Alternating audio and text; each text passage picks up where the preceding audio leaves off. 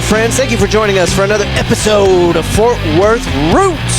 This is a Fort Worth podcast about our community's creators, and you can find us on all your favorite podcast platforms, iHeartRadio, iTunes, Stitcher, Google Podcasts, wherever you listen to podcasts, you can find us. Just look for Fort Worth Roots. You can also stream us off of our own website, fortworthroots.com, and on all the social media platforms, TikTok, Twitter, Instagram, YouTube, Facebook.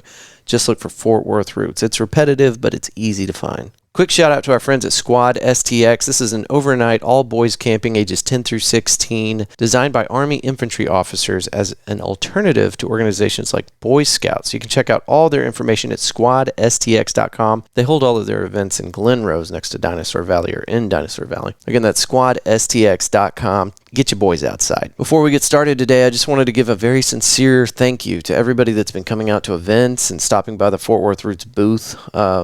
I don't know that this is a typical thing. I don't see it happening a lot. But what we've been doing is going out into the community, setting up a pavilion, a table, and bringing the roadcaster with us, trying to do some recordings and taking some pictures with folks next to the banner. Just trying to get out in the community, engage with people here in Fort Worth. And we've had people come up to us very frequently and say, we're listening to your show. We really like what you're doing. And then we try to wrangle them over to the banner and take a picture with them. And whenever something like this happens, somebody runs up and says, "Hey, I've been listening to your show," I have trouble believing them. But further investigation reveals that, yeah, they have in fact been listening to the show and they didn't have me confused with somebody else. And that's a wonderful feeling. So, to anybody that's been coming out to these events or just caught me in public and told me that they were listening to the show, thank you very much. You have no idea how much that means to me. We will be doing more events. I do not have a schedule put together yet, but I am going to work diligently on trying to put together a running schedule on where we're going to be, what's going to be going on, and try to keep everybody informed and give you plenty of time to plan a trip out to one of these events. So far, we've done 3 big events to us anyway. The first one we did was supposed to be the River Oaks Springfest car show, but in preparation for that, we got invited out to the Psychedelic Panther Festival. This was an event put on by Joe Guzman, the singer-songwriter for the local Fort Worth band Flow State, and now the CEO and founder and owner of Psychedelic Panther. So we got invited out there. This was kind of put into works by Joe himself and Tristan Morris and Matthew Broyles, who wanted us to come out and do a recording with Apook the Destroyer. And this set into motion a lot more than what we thought we were getting into. The owner at M.A.S.S. Invited us out to set up a full 10x10 pavilion and make a full day out of it. We got there about 1 o'clock and ended up staying the duration. I think we started packing up around 10 o'clock that evening. And as a result, we got to interact with a lot of really awesome people and a bunch of good bands. And that's what today's episode is about. And we also did a third event. If you're following us on social media, you saw this craziness. We got invited out by a gentleman named Royal, who was putting on a show out at Whiskey Garden. This was supposed to be the opening event for a running series of bikini pool parties that they're throwing out there. And I knew Whiskey Garden. I'd been to Whiskey Garden, and I felt like it might be a little out of place for Fort Worth Roots, but I was excited to get invited, so we went ahead and did the thing, and turned out to be really cool. We had people coming up to us and telling us that they'd been listening to the show, and honestly, I thought it was a little bit outside of the demographic for, I thought that the podcast was outside of the demographic for the people that were at Whiskey Garden, but I was wrong, and some of these folks had already heard of the show and had been listening to it, and now we've probably got a few more listeners from just getting out there and engaging with the public, and that's what it's all about.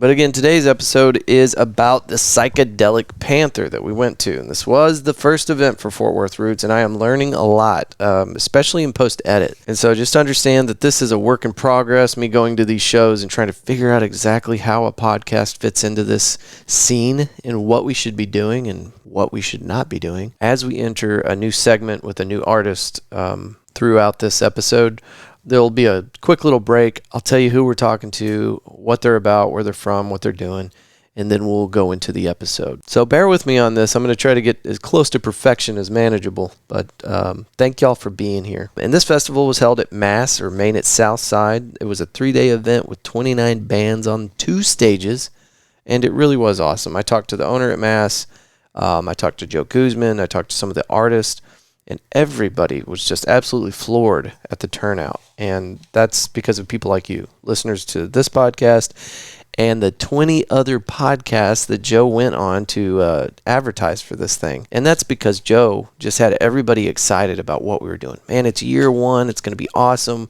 The psychedelic music genre doesn't really get much attention in Fort Worth. Let's really get behind this. And everybody did. So a big thank you to everybody that was involved with this.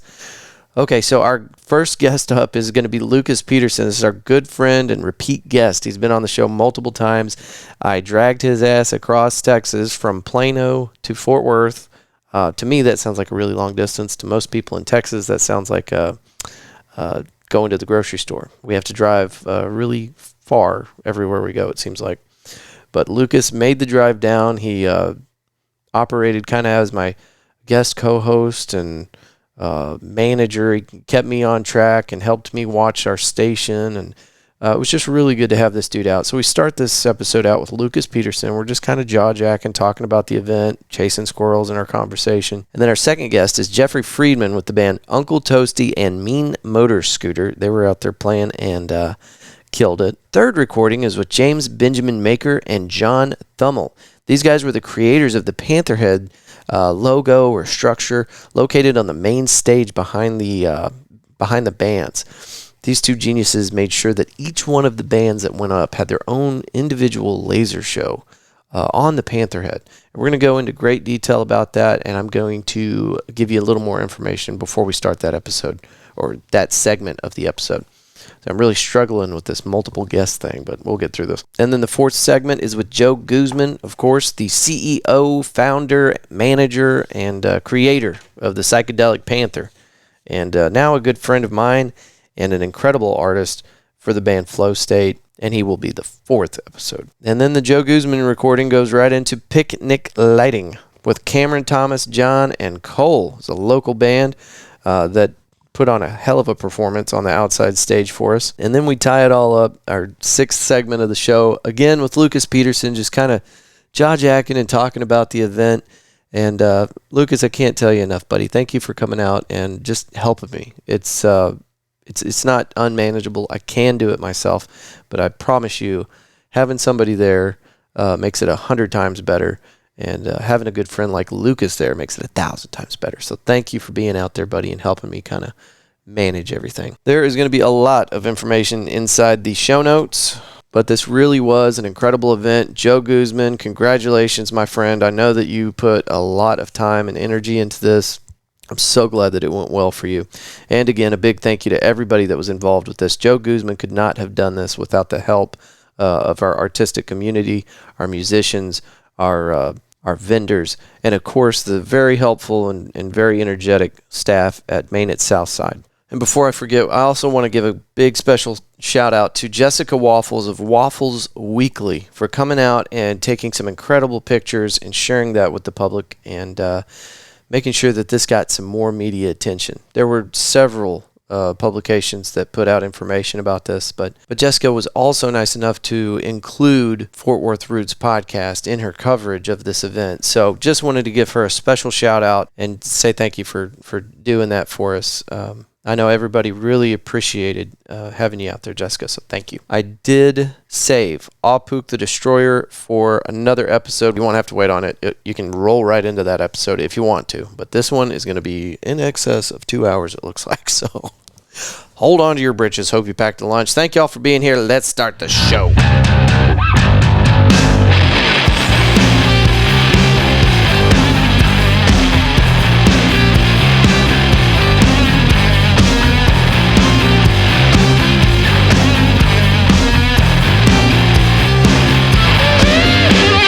Yeah. Red for record. And we're live from the Psychedelic Panther event happening at M.A.S.S. at Southside in Fort Worth, Texas. I've got my longtime friend, multiple reoccurring guest and super fan of the show, Lucas Peterson, here with me today to kick off the recordings, the slew of recordings that I hope to get done today. We'll see how that goes. Where's the applause? Let's see if I can get Come it. on. Oh, that's the laughter. Hold on. No, that's what you should know this. Okay, Lucas. never mind. Well, that's fitting. It's not the. There we go. Oh, yeah. All right. Yeah. Thank you. Thank you. Leave it to Lucas to want to use the buttons on the soundboard. People hate that. What? No. I haven't used it in a while. Maybe people are okay with it now. Yeah, I like playing with the buttons. Megan would approve of that, hopefully. Yeah, I'm not going there. Sorry, Megan. So what do you think about the booth? We've got this very fragile sail of a structure strapped to more sails. Yes, but it's cool. At least it's not windier. It's actually a pretty nice day out for Texas. Compared to what we've been experiencing lately, this is not bad. We were trying to put up that structure over there, that giant panther on a sheet, and it's the backdrop behind the stage. If you're looking at the YouTube video for this broadcast, it's over there on the stage. You can see they're bringing in the drums and stuff. Anyway, that thing almost did not make it up all the way because it was so damn windy. But it's not that windy, to your point. No, like it's been windier. Shoot, wasn't there a day either this last week or the week before? It was super windy. Yeah, it was. It was ridiculous. At work, I'm on the 18th floor, so when it gets really windy, we just watch the blinds. Not the actual blinds sometimes, but the strings. They'll sway. Oh, and no. You don't feel it, right? But you watch the blinds, and then you're like, "Oh, is that not creepy? That's weird." That's kind of creepy, yeah. Well, it's a good thing the building moves. So. It is a good thing, and I didn't know this until not too long ago, but structurally, those buildings have got to move a little bit, otherwise they'd be too rigid and they'd break. Yeah, exactly. How wild is that? Yeah. So, 18th floor. Yep. You get some good looks at the traffic outside, because you're in Dallas proper, right? Yeah, and apartment fires and all kinds of crazy shenanigans. Yeah. I almost didn't swear, and then I was like, it's on Fort the Worth fence. Roots. Yeah. I was like, what? Yeah, whatever. Anyway, I don't know why I was holding that back. Does hang people up, and so sometimes if I hear somebody kind of struggling with their words, like you can tell they're trying to censor themselves. Yeah, I'll go ahead and drop an F-bomb just so they're okay. They know it's okay. Yeah. This is the safe place. We're in the tree of trust. Tree of trust. Circle. I don't know. Would you like a box? I don't know. What do you want? I offered you a tree. When you say tree of trust, what's the name of the tree in Avatar? God, man, curveball. Pop quiz. Shit. I don't know. We never have a structure. No. Every time we talk, it's always all over the damn place. Episodes with Lucas are pretty damn random. Yeah, Squirrels. We get after those rabbit trails. Or rabbit trails, yep. No, we're right on 75, so yeah, we watch like all the traffic on 75 going north and south. See all the accidents. My coworker Nick has like a big spotting scope on a tripod. Oh, I would definitely have at least some binos, man. It's awesome. So thank you for driving all the way out here. This was super spur of the moment. Thanks for the invite. Shit, yeah. I invited a few other people. We'll see if they show up. But Lucas, I knew I had that in the bag, man. I knew you'd be here. Thank you. Thank you so much. Looking awesome as usual. Which is this your 8th pair of boots you got on here? This is the first pair, looking man. Pretty fresh. Yeah. What are you up to now, though? Because still just 2. Oh, okay. But you got like another pair on order, or I got one in your cart? No, I got I got 2 in mind. Yeah. Yeah. Did you? Because you came down about 3 weeks ago. You and Megan, we went down to the stockyards and we went to at least 5 different boot shops. Did you buy anything that day? No, but I went to. That helped me find what I wanted. That's right. Yeah. So I almost wore that pair I bought the next day, but I bought it at a different vendor. I bought it at Boot City just because they had them. Yeah. So I was like, okay, but that place, I'm still kicking myself. I'll go back because the pair I tried on, I don't know if you remember, but they were really light tan. Uh-huh. Those things were so light. They were so comfortable, and I'm like, why did I not just buy them? Well, I will go back there. And in fact, I was thinking about leaving early today and going there first. Okay. And buying those and then coming over, and then I was like, no. I'm not going to the stockyards just to go buy a pair of boots. That is way too much work. I mean, some people like to buy, some people like to spend top dollar for everything they own, and so why shouldn't you get your boots at the stockyards? Well, yeah, they're the same price online. But you know what? For somebody that, and I don't mean this offensively, and it's going to sound 100% offensive, but you don't know much about boots, so the stockyards is a great place because they are used to touristy, non-boot wearing city slickers.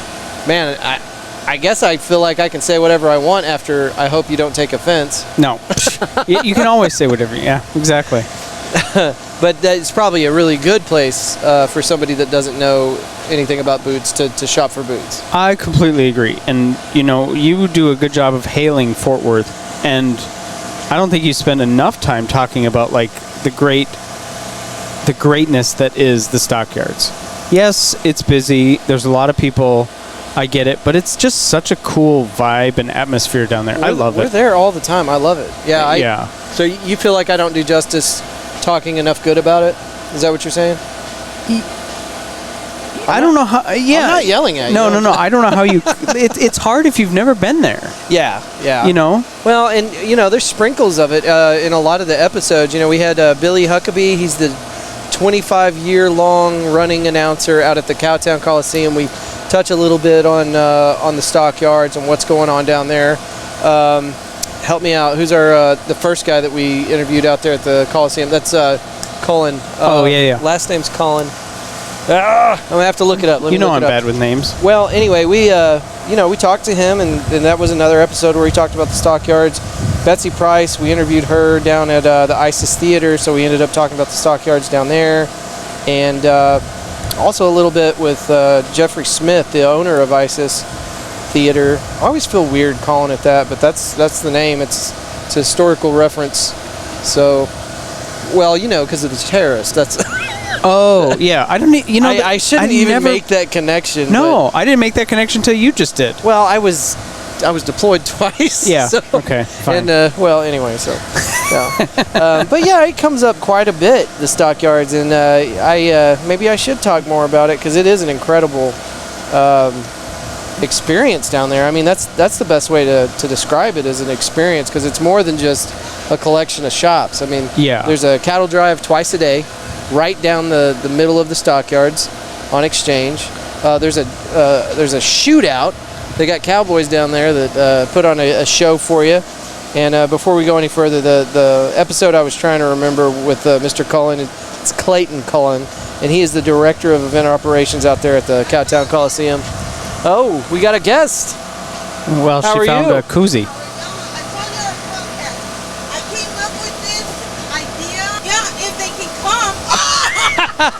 Hey, Lisa, thank you. Woo! Wow. Well, it's early. The sun's still up. We are at, let's see, we're at 14:15 hours. It's 2:15 p.m. Texas time. Oh, my gosh. That was great. We love you, Lisa. Shout out, Lisa. If you're listening to the Fort Worth Roots podcast and you can look back on this moment, thank you so much for coming to the Psychedelic Panther and for being a part of our show. Thank you so much, Lisa. Exactly. I'm going to shift you back to the stockyards because you were talking about like me going down there and getting the boots and stuff. That's the place. You remember? That's where I got my hat, my first hat. Yeah. All right. Well, I don't know what we can expect today, but I tell you what, it's already a win for me. We got this thing set up, and this was all kind of pieced together for the upcoming event that you're exhausted from hearing me talk about, April 30th, our River Oaks Springfest Car Show. Where is it, Andrew? It's over there at the beautiful Camp Carter, and the address will be in the show notes. Actually, it won't because this is going to be released after that event. Oh, okay. So, to our listeners, I hope you made it out to the there you go the first annual River Oaks Springfest Car Show. Consequently, we are at the first annual Psychedelic Panther event, and I'm excited that we got to be a part of the first one. Right? Cheers. I hope they didn't get lost on their way to find it. Shout out to Matthew Broyles. Him and Trista Morris, they're here. He's going to be playing with Apook the Destroyer. They flew people in from another country to play. And shout out to Joe Guzman. Joe Guzman is the curator of this entire event. a really excellent dude. He was on stage last night and melted my face off. It was incredible. Is he playing again today? Yeah, I think. Well, With someone? I don't know. I would assume though. I think he's going to be playing every night. So that's gonna be good. I hope you get to stay, man, because it's there's so much good shit. Yeah, I'm gonna hang out. So you gotta do like a at least a 2 or 3 to 1 ratio. All right. On the drive to. If you stick around, we're gonna record more later. Okay. Oh yeah. All right. See ya. See ya. All right. Our next guest up for this upcoming segment is Jeffrey Friedman. He's a guitar and vocals for Uncle Toasty's, the drummer for Mean Motors Scooter. You can find them at uncletoasty.bandcamp.com. On Facebook, it's Your Toast. Apologies for all the background noise, but that is going to be part of these festivals, I think, unless I upgrade the studio. So we got some passerbys, some patrons of the event that walk up on us and start talking during these recordings. We got the generator in the background, but we're making do, and I hope it's not uncomfortable to listen to. This is a thing that I'm trying to work out. So you're part of that process. You're seeing it kind of unfold in front of you, but we'll find ways to make this better and flow better. But we're just kind of experimenting right now. Uncle Toasty plays Thursday, July 14th at 8 p.m. in Deep Ellum at 3 Links. Doors open at 7, and it's $15 at the door. All right, without further ado, let's give it up for Jeffrey Friedman.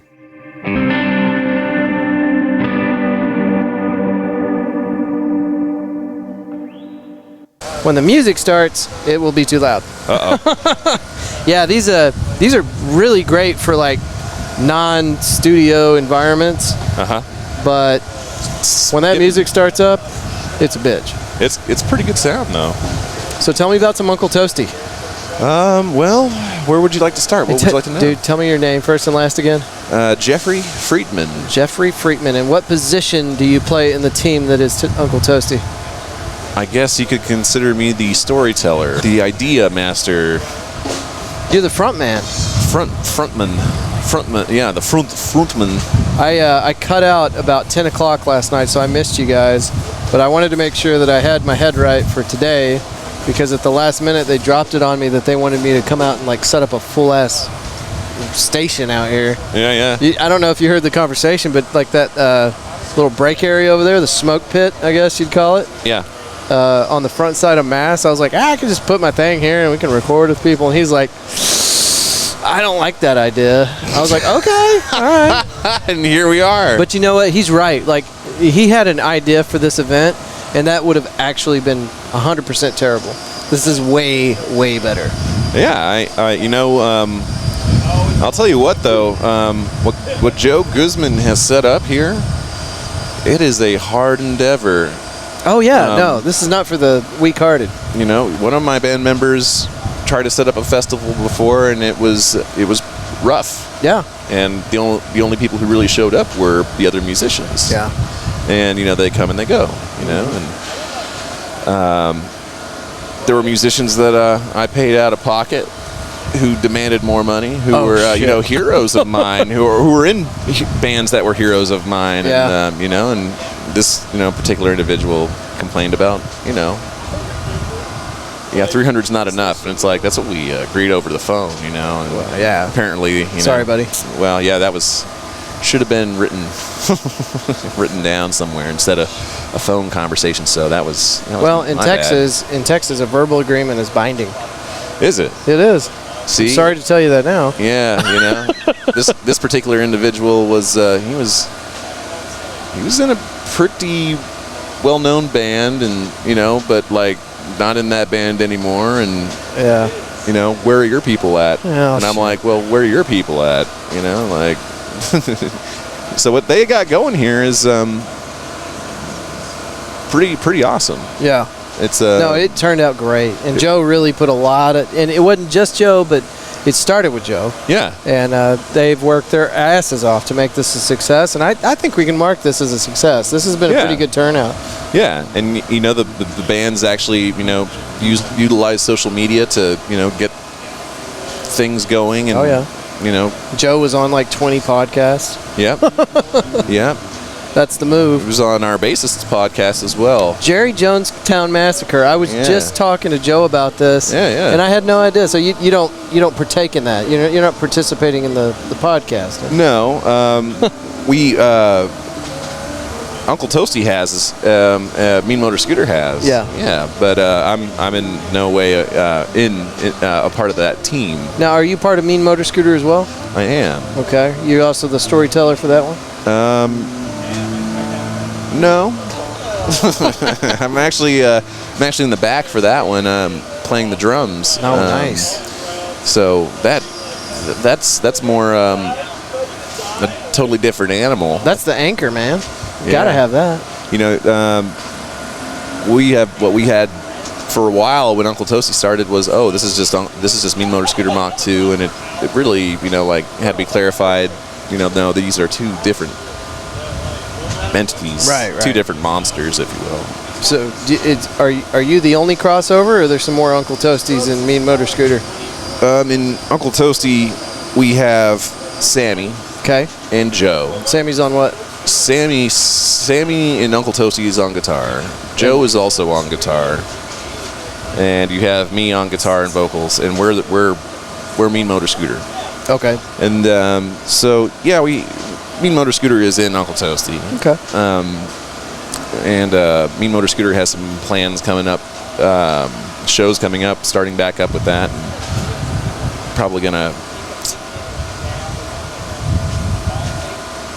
maybe have an addition. Yeah. Here pretty soon. Hopefully. So how do you differentiate yourselves? I mean, because these are two different entities, and how do you promote that? How do you keep those two separated? Well, Other than name, of course.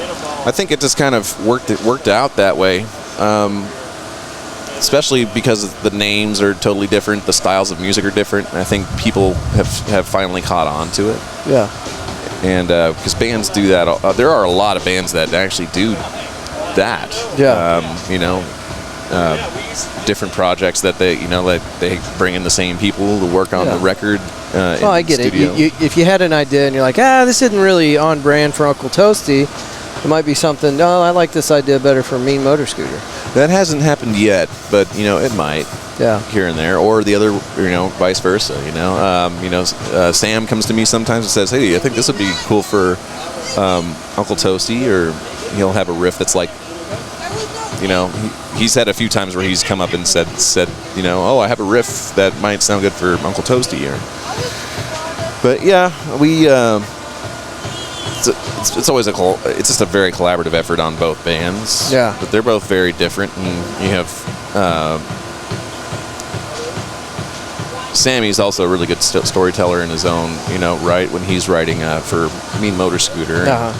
When we come up with the music for Mean Motor Scooter, we put our heads together to make it go together, And Uncle Toasty, starting off, it was kind of a free-flowing, let's go in the studio and just start slamming down some tracks. And really, it was Mike, my drummer, and I who really got it going. And we tried out a bunch of bassists. It was going to be a three-piece powerhouse kind of band, and couldn't find the right bassists for a while. And we tried out some really great bassists, and some of them just couldn't really make the cut, or and one of them was just going through some personal issues. Yeah. But and so that's where I went to the studio for a Mean Motor Scooter practice and said, I just can't find the people who want to do this. and they're all looking at me like, we'll do it. Yeah. It's like, wow, okay. There you go. So that was the inception of the whole thing, the creation of Uncle Toasty. That's something that comes up a lot in these conversations with the musicians, the dichotomy of, just trying to keep everybody on a schedule, finding places to gig, meeting practice times, whatever. But there's always this, behind-the-scenes element. These are individuals that have kids and soccer practice with the kids, and they got all this stuff, this background stuff going on, and it's hard to do that whenever you couple it with, band practice or gigging or just anything that goes along with, being part of a successful band. It can be can be a hassle at times, but you know, we make it work. There are musicians everywhere that, you know, have families and have careers, and they make it happen. Yeah. They make it work. It works out. It's doable, but there are some people that can't balance the two. That is true. And so that's probably what makes it hard to find musicians that are qualified to be in your band, that see your mission, want to kind of go in the same direction, and are able to logistically handle the schedule. But they're always, I mean, they, you know, it's when if they want to, you know,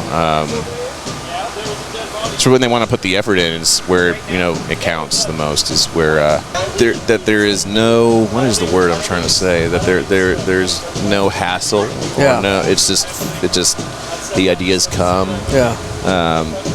The guys put effort into writing their own parts, which I very much advocate for Uncle Toasty. Mean Motor Scooter is a little different because, like, it's more let's do it, you know, 100% this way. You know, like, what's the word, boss? What are we doing here? Yeah. And then Uncle Toasty's more, Mike and I come up with these parts, and these songs, and these arrangements, and we bring it to the guys and say, show us what you got, and put your art on this thing. Yeah. And it's kind of free-flowing that way, and Yeah. it's kind of exhilarating to be like, it'd be nice if you did it like this, but, you know, I'm not going to tell you what to do, you know. And It's very Buddhist of you, my man. I guess, you know, 100%. that's how it's been so far, and it's nice to also have a record engineer in the band also, because his suggestions, you know, like throughout, like the last record, a lot of good change-ups, a lot of good time signature changes, a lot of interesting little tidbits of, you know, it has its own recording style. So yeah, that's Uncle Toasty. That's, Man, and yesterday I mentioned this to you. I don't know if you remember, but and unfortunately you guys went on later, and I was trying to get out of there so I could get some rest and be ready for this thing today. That's my excuse anyway. I'm an old man. Like, I'm gonna have to stay all the way for this one.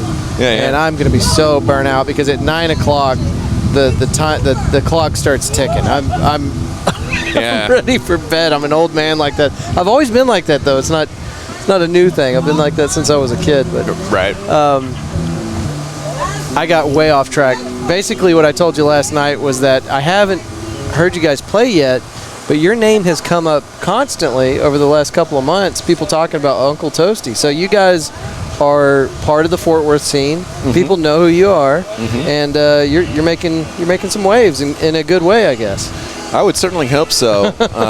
You know, I was told by one of my band members that he was asked by another musician out there in the Fort Worth music scene, is like, how did Uncle Toasty, you know, get so popular, you know? And it's like, I wouldn't say popular necessarily. I would more or less say I wouldn't say popular. I just wouldn't say that. It's just it's local, man. You guys are you're locally very popular. we had the time at the beginning of COVID when I made the announcement that we're going to put this thing together, that it built anticipation and up until the end of 2021. So we had to wait for a while. So take a picture. I was trying to use hand signals, and I had to break character and go for vocals. I got you. Yeah, we really did have to. We really did have to make a. We had to wait for a while. Hello. Yeah, she's been a fixture of this experience. That's Lisa. Oh yeah. She's graced us with her presence for about 50% of this. Is that a good thing or a bad thing? Hey, it is what it is, man. I'm here meeting the public. Yeah, Shout out, Lisa. Thanks for stopping by. Yeah. Where are you guys? Is everybody from here in Fort Worth? Where y'all call home? Fort Worth is what I call home. I'm living in Dallas right now. Oh shit! You crossed to the dark side, brother. Well, that was because of animation school back in the day, and before that I was in Denton, but I was born and raised in Fort Worth. Yeah. I mean, I feel like that counts for something. It does. And you know what? You play here, that's good enough. Yeah, and then there's the the guys live in Fort Worth. They're Fort Worth fellas, and so it's all, you know, pretty much a Fort Worth DFW group, and yeah, it's what it is. You guys make the circuit, Denton, Austin, Houston. You know, we'd like to hit Denton a little bit more, you know, especially, you know, see what Denton thinks about our storytelling, and, you know, because we're not, you know, we're not, you know, writing about, you know, like pillaging the towns and being a bunch of, you know, like. Denton might be a little off-brand. No, I don't think so. I think that Denton would be able to appreciate if they can hear what the lyrics are. You know? But, you know, like, you know. Let me help this dude out real quick. What's up, brother? Sorry. I perform every function here. Receptionist is one of them. Yeah. Was that another band? I believe that's the gentleman that put the Panther, the 3D effect. Oh, yeah. And I told him, I was like, man, that thing is sick. I want to hear about it. I want to know what's going on there. It was pretty funny. So last night during that Uncle Toasty set, there was a World of Warcraft, there was a Warcraft 3. Yeah, failed. The failure. What do you call that? It was like a. Yeah, we had the Windows. Yeah, pop the application up and the error message. Oh, I was All like. right, explain to the listeners what the hell we're talking about, because I'm in the dark. It's fantastic. So yeah, before we did a fake out before the Uncle Toasty set. Yeah. Okay. So before we go any further, though, tell me your name again. I'm so sorry. James Benjamin Maker. How's it going? James Benjamin Maker, and this is the creator of the badass 3D. What do you want to call it? It's incredible. It's art. Yeah. I make big low relief sculptures. You know, something that fits on the wall and acts as the projector screen. Yeah, and then is the projector behind it? No, it's actually it's back in the audio booth. So oh shit! Just pointed right at it. It's so crazy accurate. You would think it'd have to be inside of it. Oh yeah, we spent a whole day getting every pixel that's not sculpture keyed out of it. That's nuts. Yeah. Okay, please continue. I'm sorry, but for this to be a podcast, we had to define what the hell we were talking about. Yeah, we just had our sound set up. Went through all that. Yep. Turned around and looked at what was going to be happening, and I see not World of Warcraft. It was Warcraft 3 has failed to load. And I was that part like, of the presentation, or? Yeah. Then we blue screened it out, made everybody think that there was a total meltdown. and I'm over here just like blue screen of death. Yeah. I'm gonna play that game when I get home, you know. Yeah. Like, I was like Warcraft 3. I was like, look at that! Oh my god! Then we faded it into this big monkey head moving through a jungle. It was good times. It was pretty fantastic. That's cool. Pretty awesome. It was a good way to start. What you're doing with that is absolutely incredible. You know, Uncle Toasty, you guys with your badass renderings on stage there. This whole thing has just been mind-blowing. Yeah, thanks, man. Me and my friend John Thummel have been knocking out looks left and right. I'm telling you, just passing the ball back and forth. He set up this thing where we can put in any text prompt and upload a picture of the panther head and have AI produce what's on screen. We're running it through artificial intelligence. You gotta be kidding me. It's insane, I know. It blows my mind. Dude, that's insane. So you're using a program that's thinking for you. A little bit, yeah. You give it the raw idea, and then it's like, how about this? And you go, accept. Is that kind of what we're talking about here? Yeah, I get the layers from that, and then we do a lot of masking and other things on top of that. Play with the line work and all of that. But we're generating AI images and putting them into the show. That's sick, man. Yeah, that's sick. Well, give us about 5 minutes, and then come on back and let's sit you down and just talk about what your vision is for that. Okay, sounds good. Yeah, Uncle Toasty, we were really excited about that set, honestly. We made a big stack of looks, and we just picked the cream of the crop and put them in the Uncle Toasty folder. It was man. You had your own folder, bro. Oh yeah. We had some really great memories that night. Go get you a drink. Come on back. I will. All right. But if you guys ever want to do a full-on episode, bring the band out, just talk shop, events you got coming out, whatever. You're going to drop a single, going to drop an album.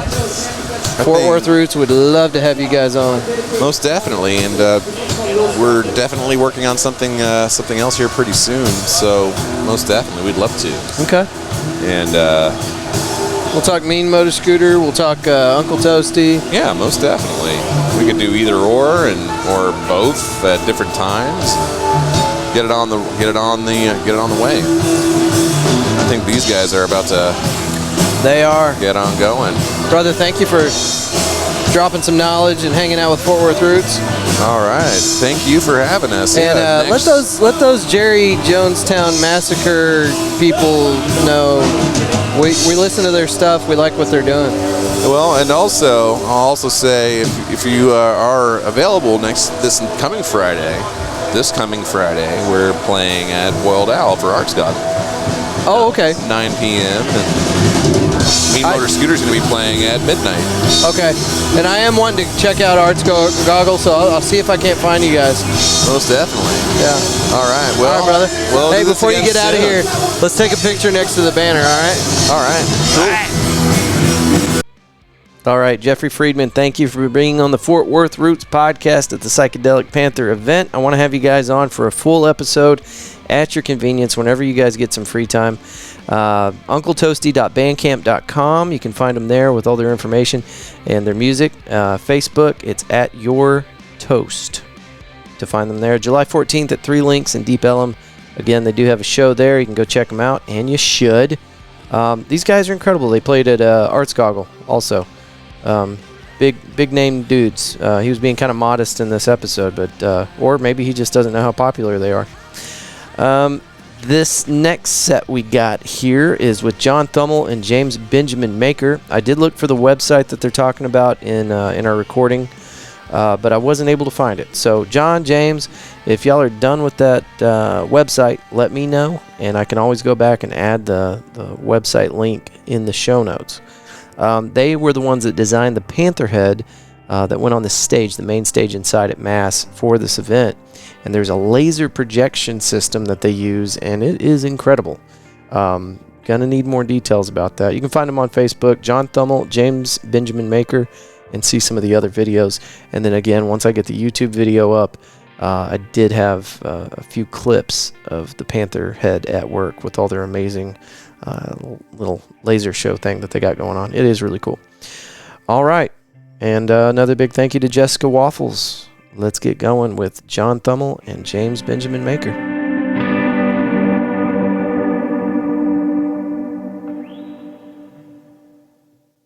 And we're live. Looks like it's working. Guys, if you'll put those microphones just as close as you can stand it to your mouth. And how's everybody sounding? Everybody good? I hear you fine. Awesome. Yeah. That's all it takes. All okay. Right. Sorry. We're next time I'll bring more chairs. Our last guest, his ass went clean through the chair, and I'm probably looking at a lawsuit. So. Oh no. Cool beans. I can stand. I'm all right. Thank you. Just got our picture taken from this lovely photographer. I don't know who she is. Oh, that's Waffles Weekly right there. Yeah, Waffles Weekly. Yeah, she'll probably give you a plug as well. Very cool. What's Waffles Weekly? Oh, it's a great outreach. She goes around plugging everything local. I'm telling you, I mean, she's got her own outreach, and she also covers for KXC a lot. So is she part of the radio station? Yeah. Yeah. Okay. I think we all love KXC. Oh yeah, they play good shit. How could you not? Absolutely. Yeah. They keep it real over there, man. All right. So for the record, let's say our names. I'm John Thummel. John Thummel. James Benjamin Maker here. James Benjamin Maker. Guys, thanks for doing this with me. I'm absolutely blown away with your artwork. Now, did both of you have a hand in that? Yeah. We sort of tag team it, you know. Ben does a lot more of the, like, he created the 3D model from scratch that the Panther head was actually made from, and then there's a process of turning that into a pattern that's laser cut, you know, and then we assemble this large, structure and then project onto that. So I can make a very big thing out of cardboard. Yeah. And I mean, it's lightweight, easy to work with, and it keeps that structure so fine that I can use the exact same 3D model to decide like where the lines land on it, and project on it. When you say cardboard, myself included, I think most people are going to be like, oh, cardboard, paper mache project, easy to do. But it's not just cardboard's the template, but what you're doing requires a machine. What are you using? I use a large format laser cutter. Okay. Yeah, and cut it out of 4x8 sheets. But the benefit of this platform is that I can take the exact same files and take it to a metal shop. I've done this before, and have a giant ass metal one produced for me. You know, same exact thing, same process, just welding instead of super gluing. Yeah. Now I've heard CCAD. I don't know anything about it, but CCAD is the same process they use for cutting any kind of metal with the machine, isn't it? Yeah, CAD. I use, some combination of G-code. I'm saying it wrong. It's not CCAD, it's CAD. Yeah, just CAD. Okay. Where did I come up with CCAD? I don't know. You should. You should definitely correct me. I say so much shit that doesn't make sense on the show. I'm sure people are like, oh, thank God. Somebody that knows what he's talking about. You get the correction comments a lot, eh? No, but people should. People should correct the shit out of me. I long for the day where people start calling me on my shit. Oh, okay. Well. So that works. Yeah. So when did you guys get your start doing this? Did you guys always do this together? Did somebody come up with the idea ahead? No. How did that work out? Actually, he's just in town. He's been helping me make an app that I've been working on. He's a professional coder. He's really good at what he does. Yeah, where are you from? Well, I've been all over Texas. I've spent most of the last 10 years in Dallas. I was in Austin for like the last year. But yeah, I do a lot of software development, and we're working on an app for that. And then I don't know. I heard about. So we both met. We're both what you would call makers at Dallas Makerspace. A number of years ago. That, Yeah. And at the time, I was chairman of their software development committee, and I ran into Ben, and he was actually doing sort of what he does. I think it was like a polygonal dog at the time that I saw. Yeah, and I was like, that's hella cool. Yeah, I put that dog at the SPCA Bark and Build for North Park Mall. Yeah, and we won the competition. So we also made a large low poly dog house that it went inside of. It was a hell of a project. So is that still on display somewhere? Yeah, it's at a place called K2. They do all kinds of construction projects, but it's just sitting in their lobby right now. Now, when the machine gets done cutting the cardboard for you, you still have to put it together. Yeah. How long does something like that take? How long does it take to put it? A day or two. Okay, so the dog, a day or two? Yeah, pretty much. How about the Panther head? Panther head took a day and a half. Yeah. I'm making a time lapse of the whole thing. How tall is it? 6 feet. You are doing a time lapse? Yeah, I'm making a time lapse of it. Dude, if you would send that to me, absolutely, I would love to put that on the show. Like as we're talking right now for the YouTube version, I could put that in there and let people see what we're talking about. That'd be fucking awesome. Absolutely, man. Yeah, I put it to music, and I have like 1 minute of the construction process, and then like a minute of lights on it. Yeah. The finished image. I'd probably either subdue the audio from the video or completely omit it. But if I can make it work, forget the audio. No, I think it'd be cool. I think the listeners would love that. Okay. So very cool. And where are you from?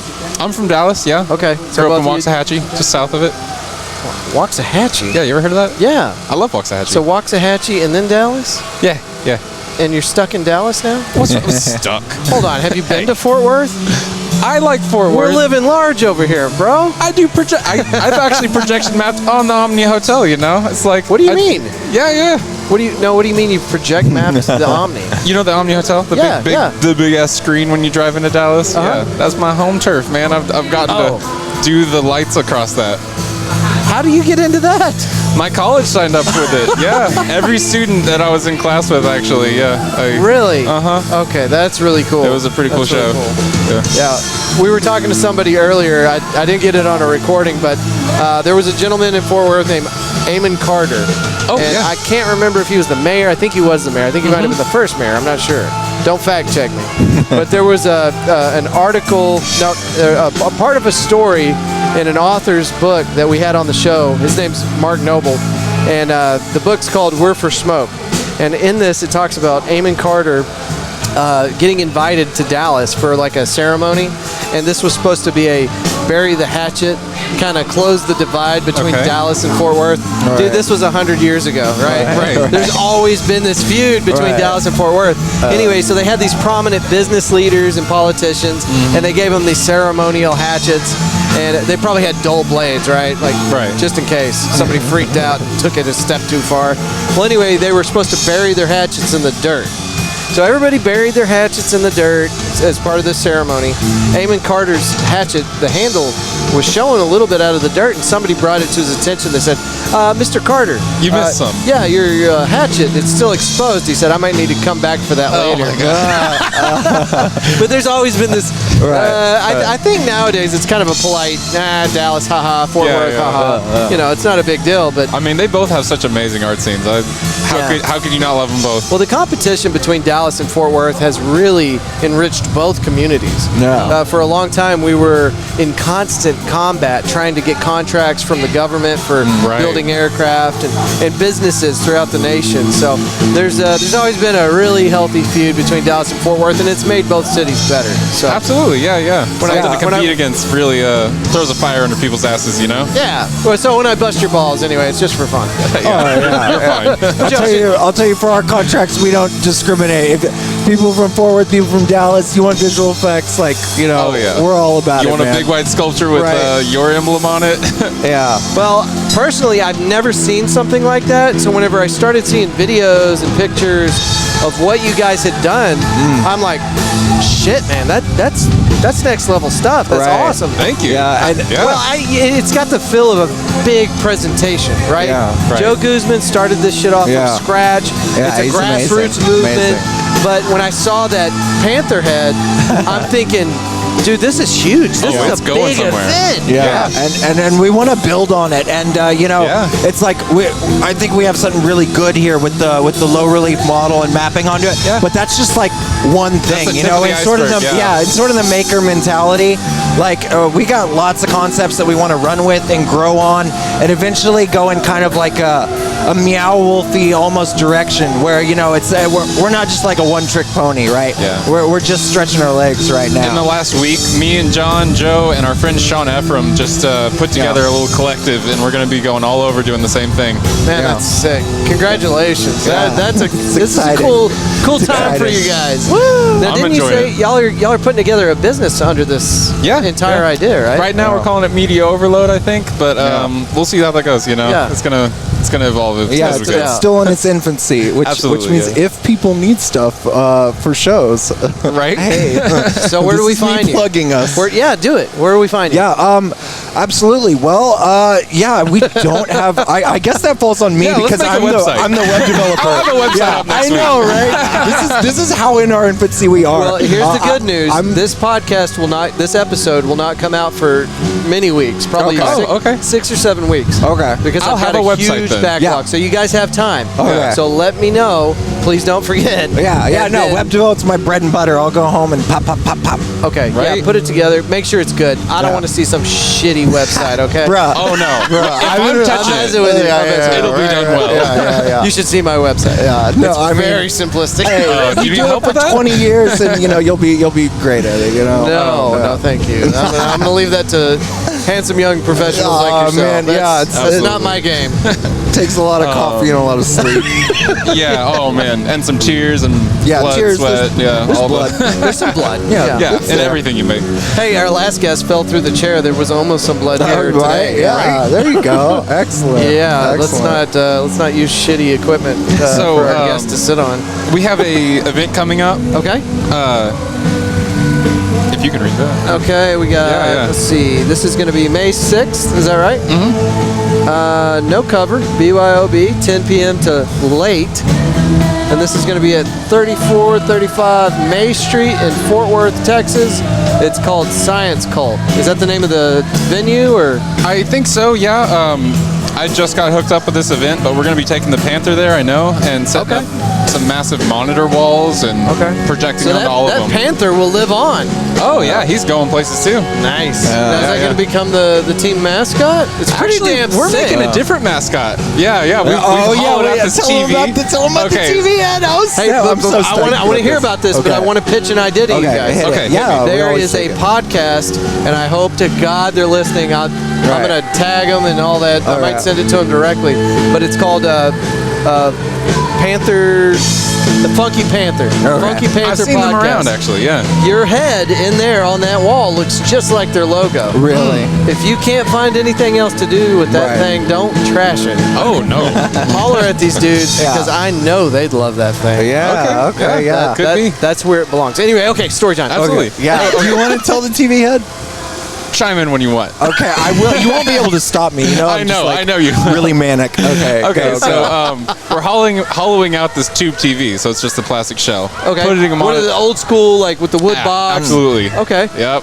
We're putting a monitor right in the front of it, and then we're wearing a VR headset inside that shows a webcam out the front, so we can walk around and interact with people and like be wearing a suit. You know, we're gonna have this mascot walking around and just be TV head guy. Okay. With all kinds of crazy stuff going on the screen. Yeah, and you don't even know like how like I don't want to like oversell it and underdeliver. I try to avoid that, but like since we have camera feed running into there, right, and we're gonna have a microcontroller in there that's like doing processing on that, we're gonna be able to do stuff like, let's say on the front of the TV I have an eyeball, right? Yeah. And right now like I'm talking to y'all, right? Okay, and then Ben kind of moves and turns to me. The eye will be able to over to Ben. It'll like look at you. Like, you know? dude, we're gonna do some wild stuff with this, dude. It's gonna be sweet. We're gonna make a database of single word video snippets from TVs, and then have text to speech and have it play the video snippets, so we can say something inside the helmet, and it comes out on the screen as snippets from and TV. clips like Bumblebee, like from Transformers. You know, he like talks with That the was the radio idea. stations.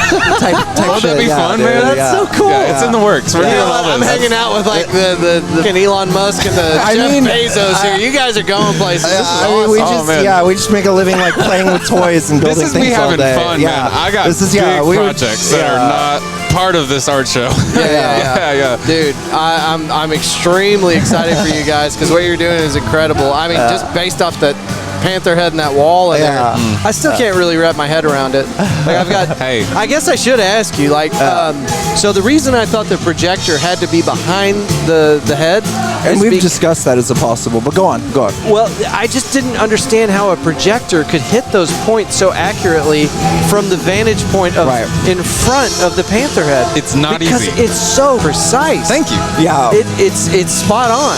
And sometimes the lead singer will get in the way and stuff. And I've even talked about, because I'm like a stickler for little things like that. You know? I like the shadow. I like it in their face. I've even talked about having like a second projector and then camera input mapping where the shadow is, and having a second projector map just into that shadow to cover it up so that it doesn't. Yeah, you're a madman. I know. That's really cool. I'm always a little bit too much. I love your passion. Dude, I get really psyched about this type of stuff. Actually, you know, we had another thing for this event, and they shut us down on it. Oh no! Yeah, they shut. You want to tell them about the TV wall? No, that's coming. That'll be tonight. Yeah, we're gonna get that out here. Yeah, we have a UHF transmitter for TVs, like old school TVs. And I have like 50 hours of content called Pirate TV. It's like the label that we call this content wall collection, and it'll be broadcasting on loop. Yeah, and we'll have CRT TVs stacked up out here, and they will all, on Channel 6, be able to receive our station of Pirate TV that we're broadcasting. Yeah. And it'll be an art installation. Oh, yeah. So, within like 5 or 6 miles also, anybody that turns their TV to that channel will also get it. Yeah. Dude, that's awesome. Yeah, right. But everybody's stuck on Channel 3 watching Cape or whatever. Right. They wouldn't see it. They'd have to know to switch to 6. Yeah, you'd have to know. But yeah. So did you say y'all are going to do that here? Yeah, and just a little bit. We got it all hooked up. We got that Tahoe over there is full of CRT TVs. Like, to the brim. Like too many. If y'all need help moving it, I'll help. Okay, bro. Okay, they're heavier than I remember. No, seriously, that's part of my function here. I wanted to help people set up. I've helped some people tie down their pavilions because they were flying away. So I want to help.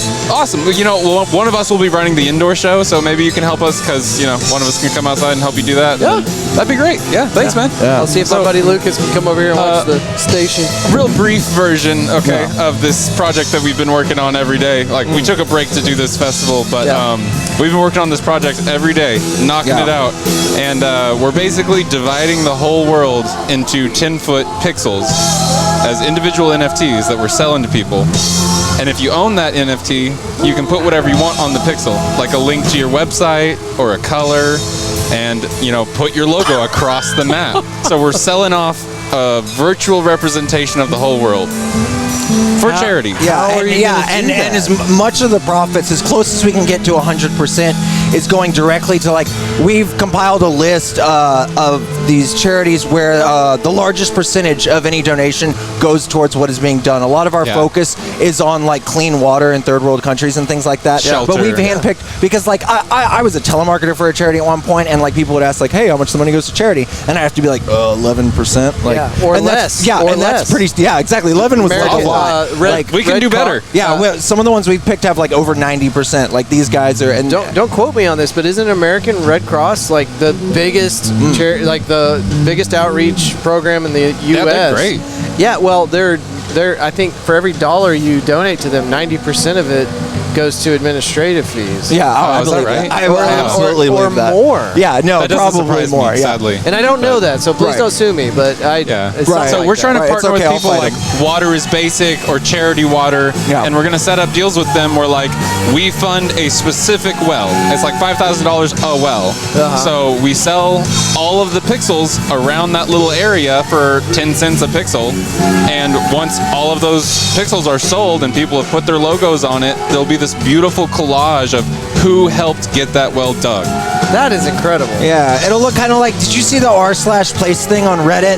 No. That happened that recently? was pretty big. I'm not that connected. Yeah, no, I mean, I know about it mainly because of this guy, but basically they can color in the pixel with whatever color they want, and people buy large amounts of pixels, they can put, whatever their art is on there. It was sort of the same idea with r/place. They didn't charge people, but yeah, it's a similar concept, pixel art, That's really cool. Yeah. So we're about to launch a beta. It'll be up soon. I love it. And I want to hear more about this. Like, you guys are going to obviously going to be progressing and doing different projects as we move on. So please don't forget about Fort Worth Roots. We'd love to have you guys back on. We would love to come back on. Honestly, bro, we got things like this. Like, I don't even want to say too many of them because y'all are going to think that we're all about talk and we're not about action. The problem is I'm all about action. I'm not about sleep. Is really more the paradigm here. So we'll take it as it comes. It's all right. But there's the Makerspace one too. But I'll plug that on the next one. The Makerspace app. Yeah, he's making another app. I'm working with a guy really well known in the Makerspace industry, Mark Havens.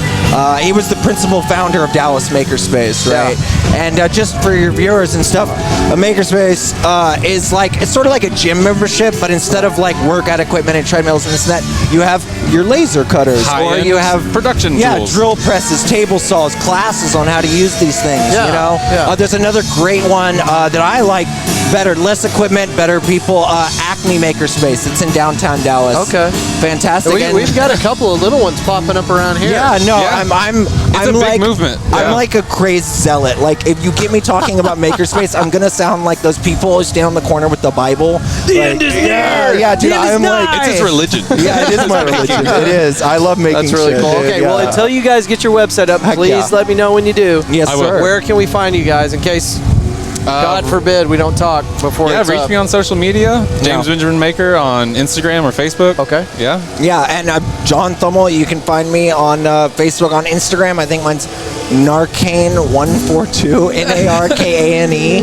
That's like my EverQuest handle, like back on online. 142. It's the one with the little wizard. So, yeah, good absolutely. Should I not plug my phone number on here? Hold on. Do you want everybody to have your phone number? I'll tell you right now. I don't tell people my phone number. All right. I really want to promote Fort Worth Roots, but I'm not giving them my phone number. All right. Well, social media is the platform. All right. Hit me up through social media if you want to. This brings me some awareness around how we need to have a proper channel for this. All right. Well, we'll hop on it. I'll try to get it to you before you go to production. Yeah. You got a little bit of time. Guys, y'all are incredible. Thank you so much. Sir. And thank you for what you did for the festival. You too. And let me know when you're ready to move those TVs. I'll help you out. We will.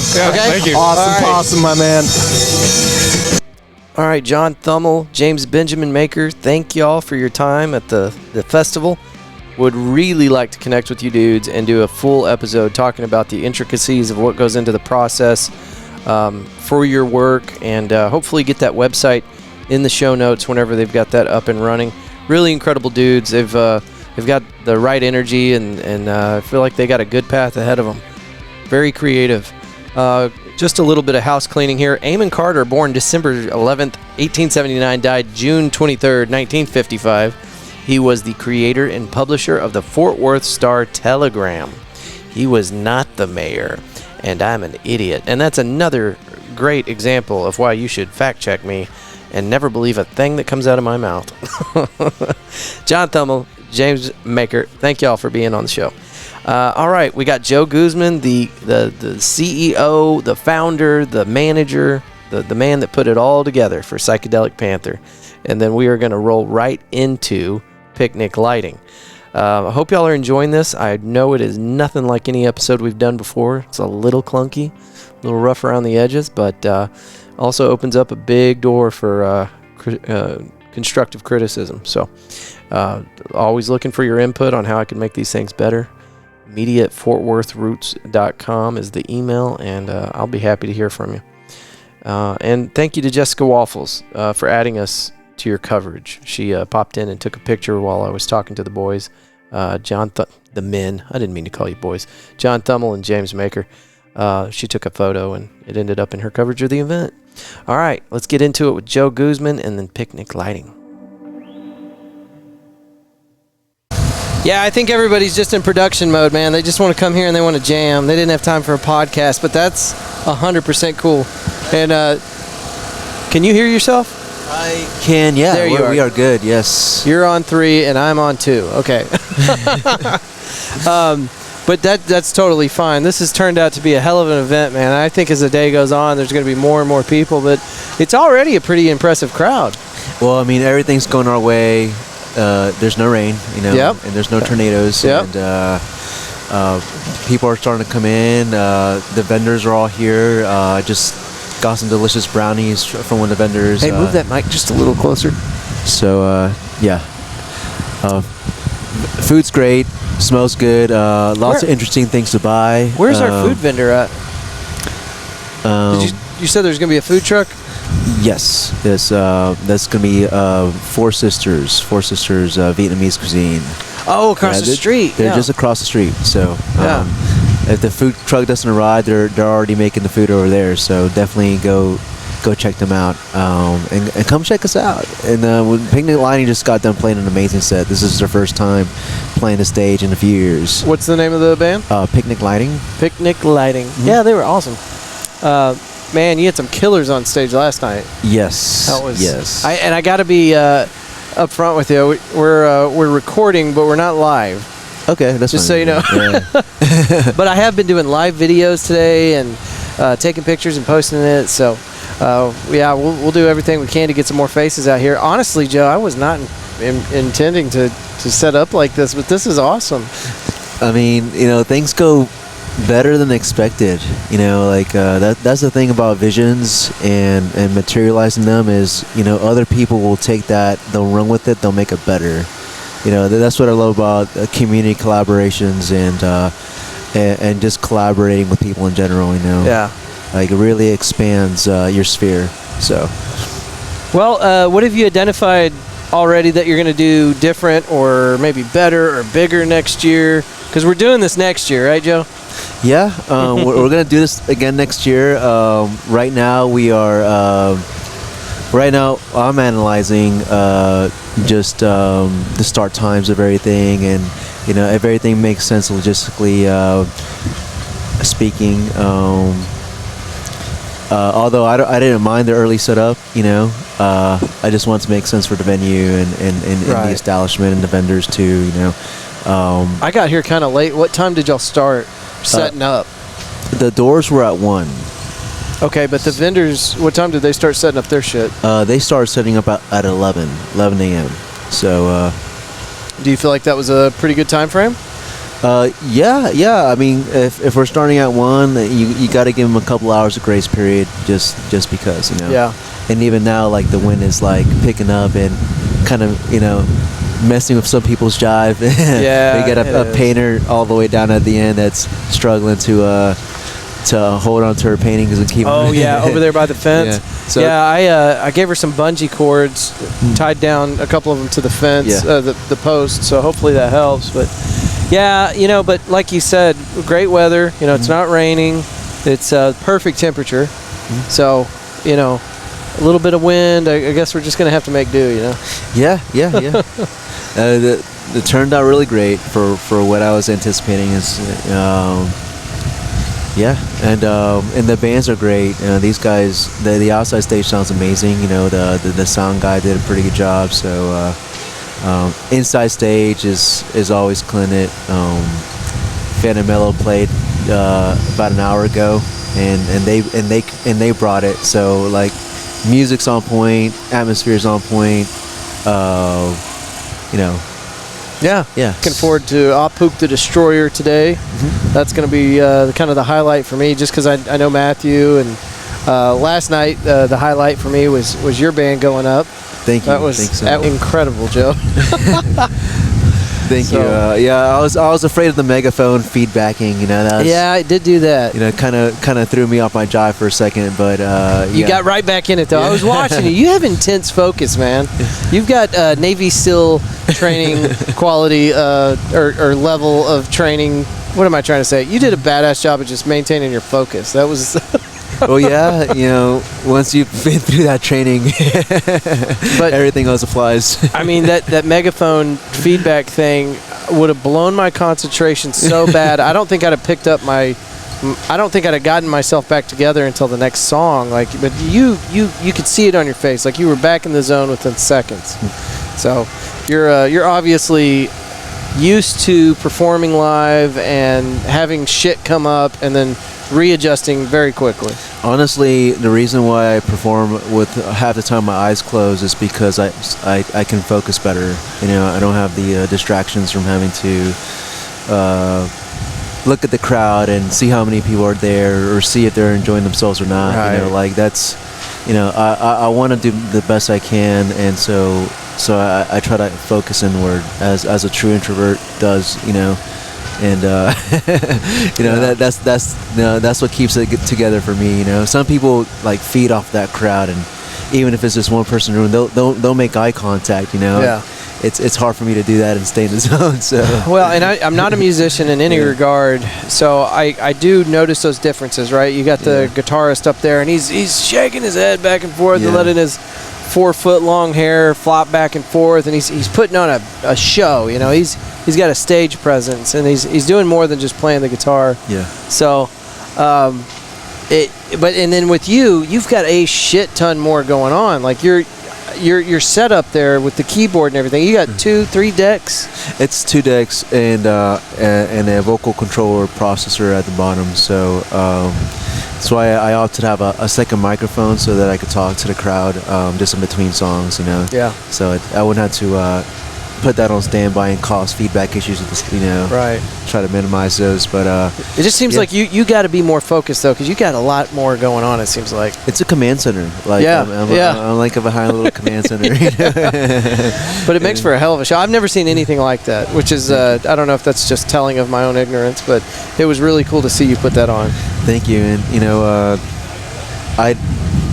part of me wants to like grab a guitar and shake my booty a little more, per se, and kind of be more moving with it. But I mean, I'm glad that the command center's there, because the atmosphere is, really what I care about. That having that atmosphere in the music, and and those textures, and making it musical, So I don't like using this term brand, like staying on brand, but it's fitting for this situation, because the type of music that you're playing, along with the way that you present yourself on stage, is kind of it fits the brand. Like it all works. So I don't think you need to be up there shaking your booty any more than you are.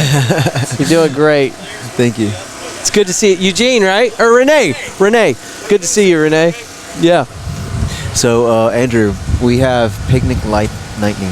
Picnic Lightning. Okay. Well, let's get them on here, man. Yeah. Guys. Joe, thank you so much for recording with me. This event has been an absolute success, and I'm looking forward to next year's. Me too. All right, bud. We'll see you. Joe Guzman, everybody. Buddy, thank you so much, and congratulations on an incredible event. The turnout was amazing, and I'm really excited for you. It's good to see awesome people getting kind of the recognition they need, and Joe is definitely somebody you want to support. Just an all-around good dude. I've spent some time with him on the sidelines, and he's one of those people you just want in your circle. So, Joe, next year, let's get ready. Let's get ready for this event now. Let's make it huge. I hope M.A.S.S can handle it, because, I mean, with the turnout we had this year, if next year is any bigger, it's going to be a rodeo. I'm looking forward to it. Next group up, Picnic Lighting. They are part of a genre called Southern Gothic Psych, and if that wasn't a genre before, it is now. Guys' names Cameron, Thomas, John, and Cole. You can find them at picniclighting.net.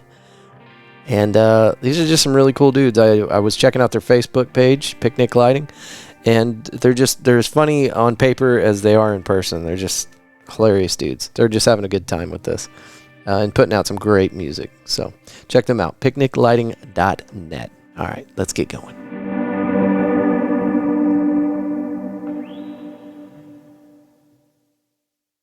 The way we You want roll. a chair? I'm good. Pass it around, whatever. I've been sitting all day. Cool. I think I'll stand also. All right. Cameron, right? That's me. Okay. Picnic Lightning's the band, and gentleman here on the other cans, your name is? Thomas. And I remembered to turn your volume up right before you said that. I saw that. It was smooth. Go me. This dude knows how to produce. Guys, y'all killed it up there. Congratulations. Thank you for saying that. Yeah, I only say it because it's true. I want to be very clear. If you sucked, I'd be like, hey, you got a lot of room to do better. You put that effort out there. You guys really showed up. I can't see his eyes, but I think he's telling the truth. Yeah. 100%. I like your style. How did y'all find out about this event? Joe reached out to us. Yeah. The Guzman. Yes. He's been on the podcast. I just did a little brief 5-minute recording with him. Joe is one of the nicest people, most sincere individuals I've ever met, and I'm so psyched that he's putting this event on. It seems like it's going really well. Is this what y'all were anticipating? Absolutely. Yeah? Yeah, there's a lot of great bands on the bill. We walked in and Fandamello was playing inside, and they sounded amazing and massive for 3 people. Sound like a huge band. Yeah. They're a great band. A lot of good bands coming up, too. 29, 2 stages, and this will air. It's recording right now. Yeah. We're not live, but we'll put this out, and people can enjoy it and get psyched about next year's event. You think y'all make it to the second annual one? We'd love to. Nice. I mean, it's up to Joe at this point. Oh, Joe's in, man. Yeah. Y'all have got a permanent seat, I'm sure. Oh, sure. Get grandfathered in. Are y'all from Fort Worth? Where are y'all from? Mm-hmm. Yeah, we live pretty close to here. Me and Cam live down that way. Yeah, y'all can't see where I'm pointing, but it's like 2 miles from here. Perfect. And John's close too. He's like 2 miles from here. Yeah, I don't have a headset for you guys, but let's do introductions. Who's this gentleman here standing behind you? This is John. Hey, I'm John. Hey, John. John plays bass. Hey, buddy, I'm Cole. Cole, good to meet you guys. He's on the ground as Thank usual. y'all so much for doing this. I was telling Joe, I was like, he was like, I don't know if I'm going to be able to get guys over here. I was like, well, they came here to rock, Joe. They didn't come here to podcast. So, but I appreciate y'all giving me some of your time. Yeah, thank you very much. Podcasting is awesome. Like it is. It's up there with the thermos. Yeah. Something with a thermos. What? What do you just mean? Those great inventions. Yeah, like the thermos. Yeah. Keeps the hot things hot and the cold things cold. And how does it know? That's true. I've never thought of it that way, but you're correct. Do y'all have any podcasts that y'all like to listen to on the regular? Oh, we have our own, actually. No shit. Yeah, Podcast Lightning. Hell yeah. Yeah, we went through each song that we're about to release. We've got a couple of new releases out soon. Over My Head on May 6th, and then about a month after each one, we've got about 5 singles. But yeah, there's an episode for each song. You can hear all about how we made it, what's it about, mostly us sticking around, all that good stuff. Now, for the listeners, are y'all on Bandcamp? How do they find your material? It's mostly on our website, picniclightning.com, and you can find us on Instagram. What's up? .net. Oh, no, .com works too. No, picniclightning.net. There you go. And it's all on Spotify. Like the podcast is. All of our songs are on Spotify. Very cool. Well, you definitely picked up a new listener and for your podcast, so shout out to you guys. All right, we got 3 listeners now. Yeah. All right. We'll have to sober up. We should get an ad. Yeah. Or a sponsor? Yeah. Do you guys have a place you regular at? Y'all got a, what do they call that? When you play at someplace regularly? Probably this place now. Yeah. I mean, we haven't played in 2 years. Like, this is our first dance out of quarantine. Oh, yeah. Quarantine. And we took our time, practicing and trying to get somewhat solid. And we booked this, and it put a fire under our ass. And we're happy to be back out there, and we're booking shows. We don't have anything at the moment, but we got some stuff in the works. Y'all got a garage or a basement you practice at? We got a space. Nice. Yeah, over off Lancaster. Yeah, we share with Mean Motor Scooter and Uncle Toasty. I met somebody from last Uncle night. Toasty. Yeah, they were here last night. Yeah, Jeff Friedman, you probably talked to. A tall guy. Yeah, That's him. he's one of our favorites by far. Yeah, if you can catch him today, he would be a good one to have on. They're not coming to play, are they? They played last night, but I think he might be here. So that's cool. Yeah. I put a bug in his ear. I slipped him a card and told him he should swing by and do a recording with us. Sweet. Here's some cards for you. He just gave us $100. yeah. That you weren't supposed to say that. That was supposed to be on the slide. But it's in TGI Fridays. He just gave us these TGI Fridays $5 coupons. Yeah, you have to spend $25, but you get $25. I don't really get it. Yeah, but you can only get potato wedges. That's a bribe. You're not supposed to be telling people I did that. I thought it was $6. Jesus, what have I gotten myself into? It's a BOGO. That's what it's a BOGO. Well, this is rad. I can't wait to enjoy these. Yeah, thanks for having us on. Yeah. Guys, thank y'all for your time. One more time, is there anywhere else, social media, whatever, that people can find you guys, find your content? Yeah, Picnic Lightning on Spotify, Instagram, Facebook, all the stuff. Picnic Lightning will come up first. So we got new releases coming out soon, but we got some music on there. All our shows, all that stuff will be on there too. So favorite place to eat in Fort Worth? Go. Oh shit. Ooh, Nonatata. Nonatata, where the hell is that? Magnolia. It's like handmade Italian food, and it's unreal. I'm gonna have to try that. You absolutely should. I'll give you the deets offline. Yeah. Give him a gift card, a BOGO. Don't you give me back my BOGO. That's your BOGO.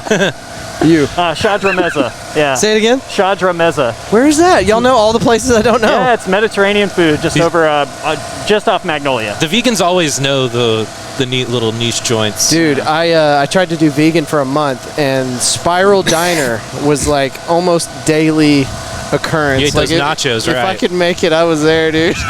Yeah, cashew queso was a real game changer to me. Yeah, you put it on there, you don't even know it's not food anymore. It's great. Everything tastes awesome.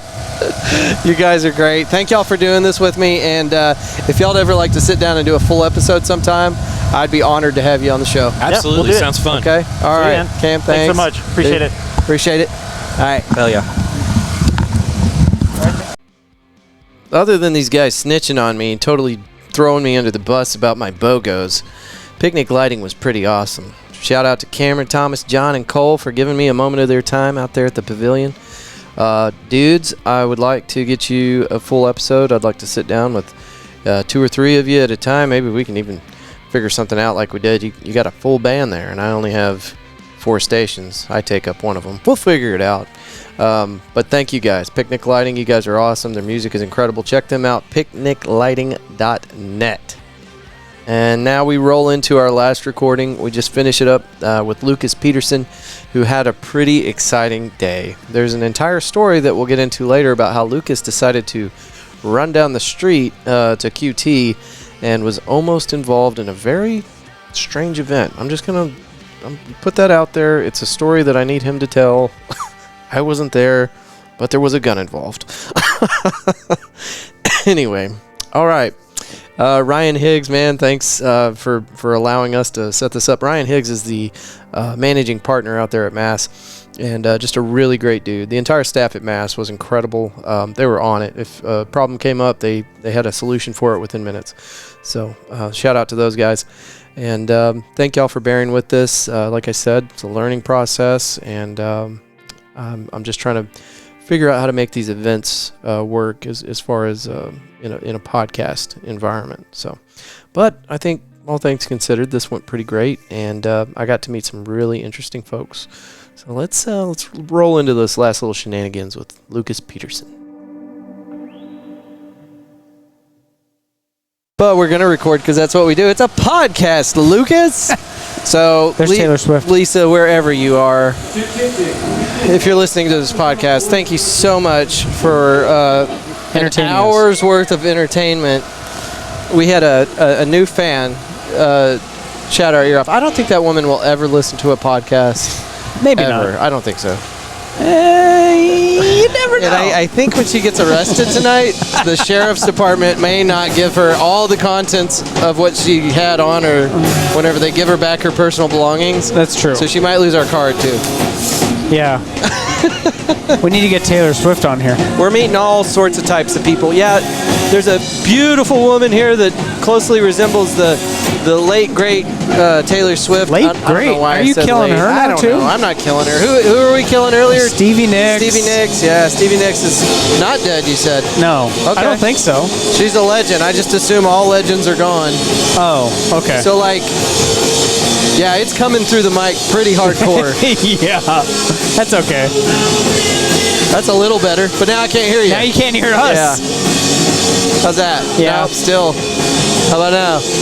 How about now? You gotta like eat the microphone. Yeah, it's pretty loud. That's actually a pretty good level, I think. Yeah. I can still hear you, but it's not too loud in your. I don't know. It's pretty loud. I told him, he was like, "What do you need if we're gonna do podcast setup for you?" I'm like, "I just need to be away from the ambient noise as much as possible." So we're parked over here next to this beautiful blue dumpster, which is exactly what I asked for.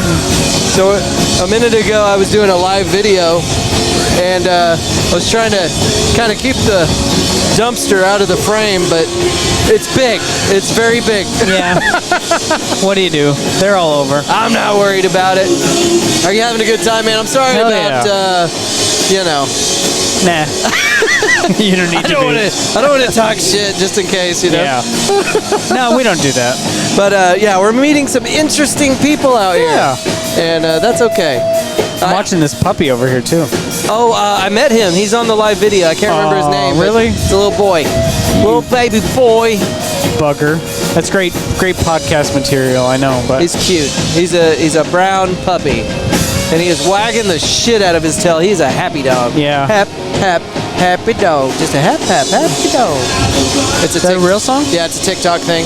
Oh. It gets stuck. Are you on TikTok? I am. I'm on Wow. everything. I'm even on Twitter, but I don't use Twitter. No. I wonder what this shit's gonna sound like later. Yeah, exactly. God damn, that's loud.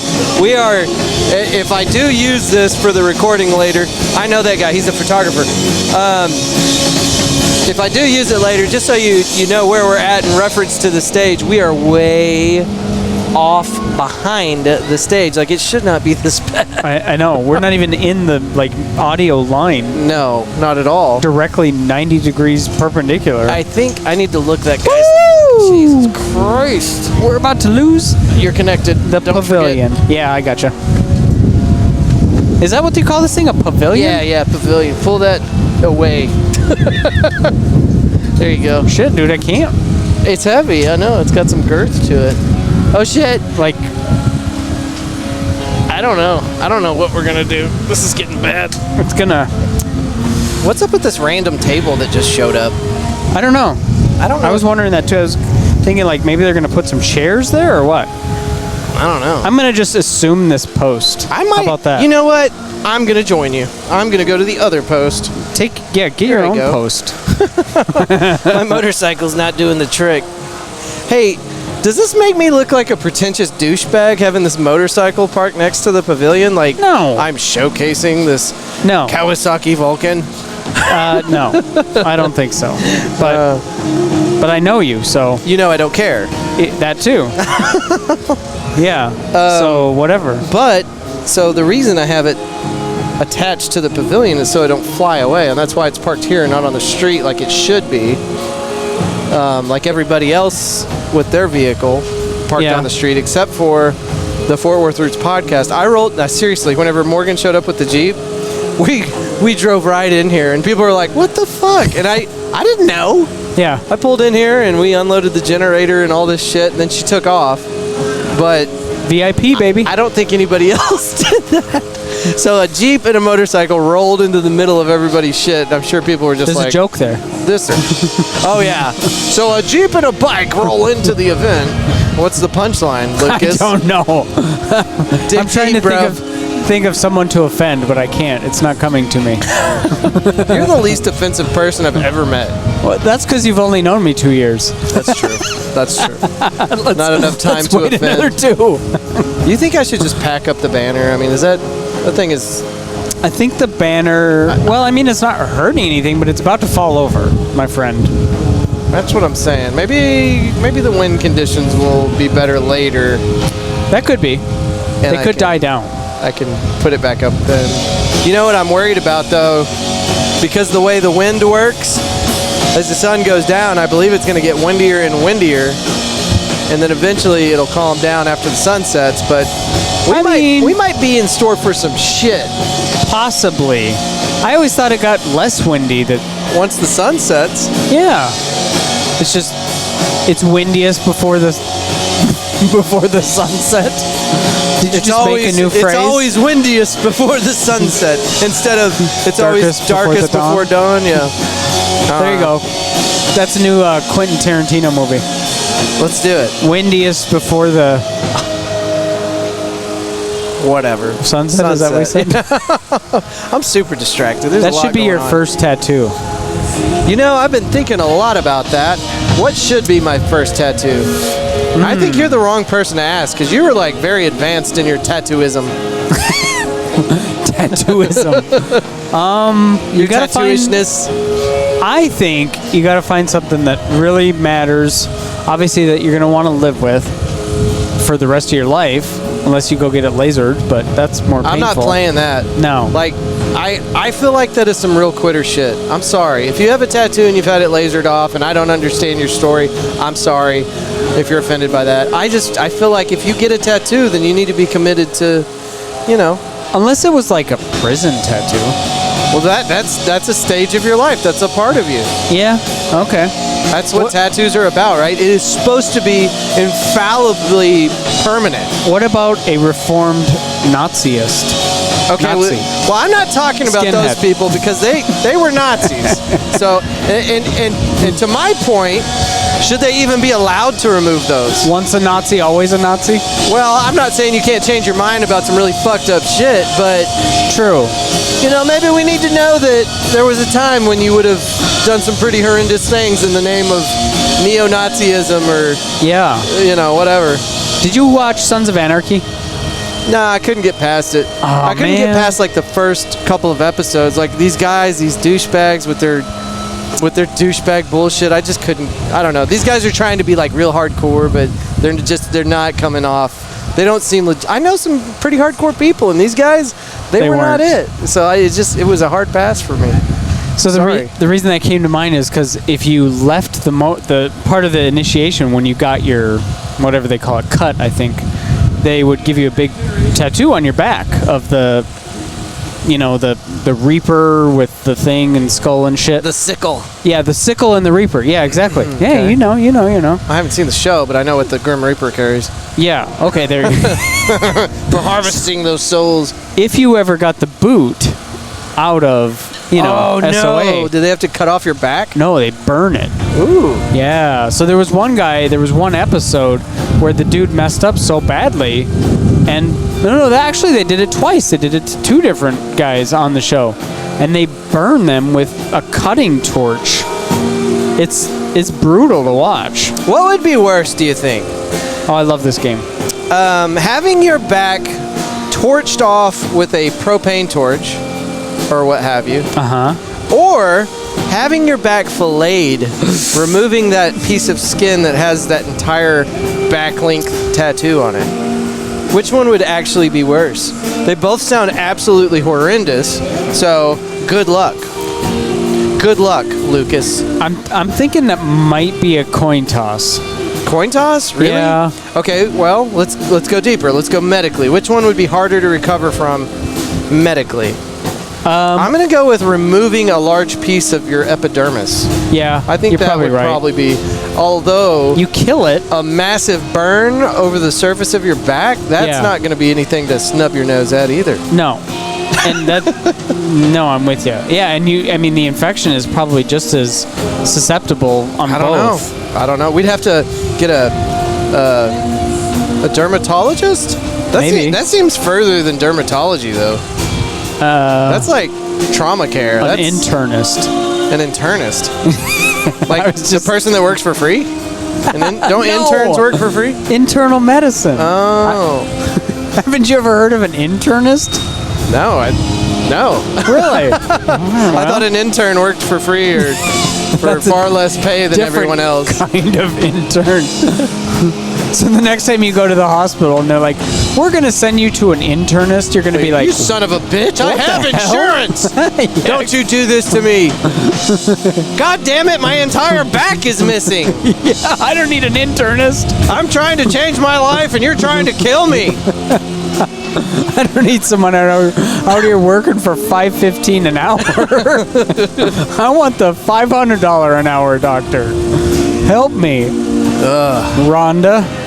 Help me, Rhonda. Help me, Rhonda. I couldn't help it. I'm sorry. Now you got that shit stuck in my head. Thanks a lot, Lucas. I know. Get her out of my mind. Okay, you know the one I always had in my head from a kid? The what would you rather? This one's really nasty, though. Okay. Well, I don't know. We were just talking about some pretty dark shit, actually. Okay. Would you rather slide down a real-life slide that's just a razor blade? So essentially, you kind of think you might be cut in half, right?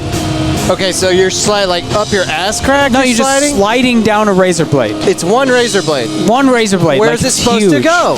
I don't know. It's in your ass crack, Lucas. It's one. You got to straddle it. No, you're gonna slide on your back like a kid. You know. Okay, but it's still. There's going to be a lot of area that's getting decimated by this razor inside your butt. It's going to be bad. Yeah. That's number one. Okay, how long is this slide? I don't know. I don't have the details. Of because course I mean, it matters. if it's 5 feet long, I might just get out with a larger ass crack. If it's a mile long, it's going to cut through my brain. Dude, you'd have an ass crack up to your Abdullah Ambanlada. Not just... My mama says alligators is ornery because they ain't got no hands, or what? What did he say? I don't know. Because it's their mandula oblongata.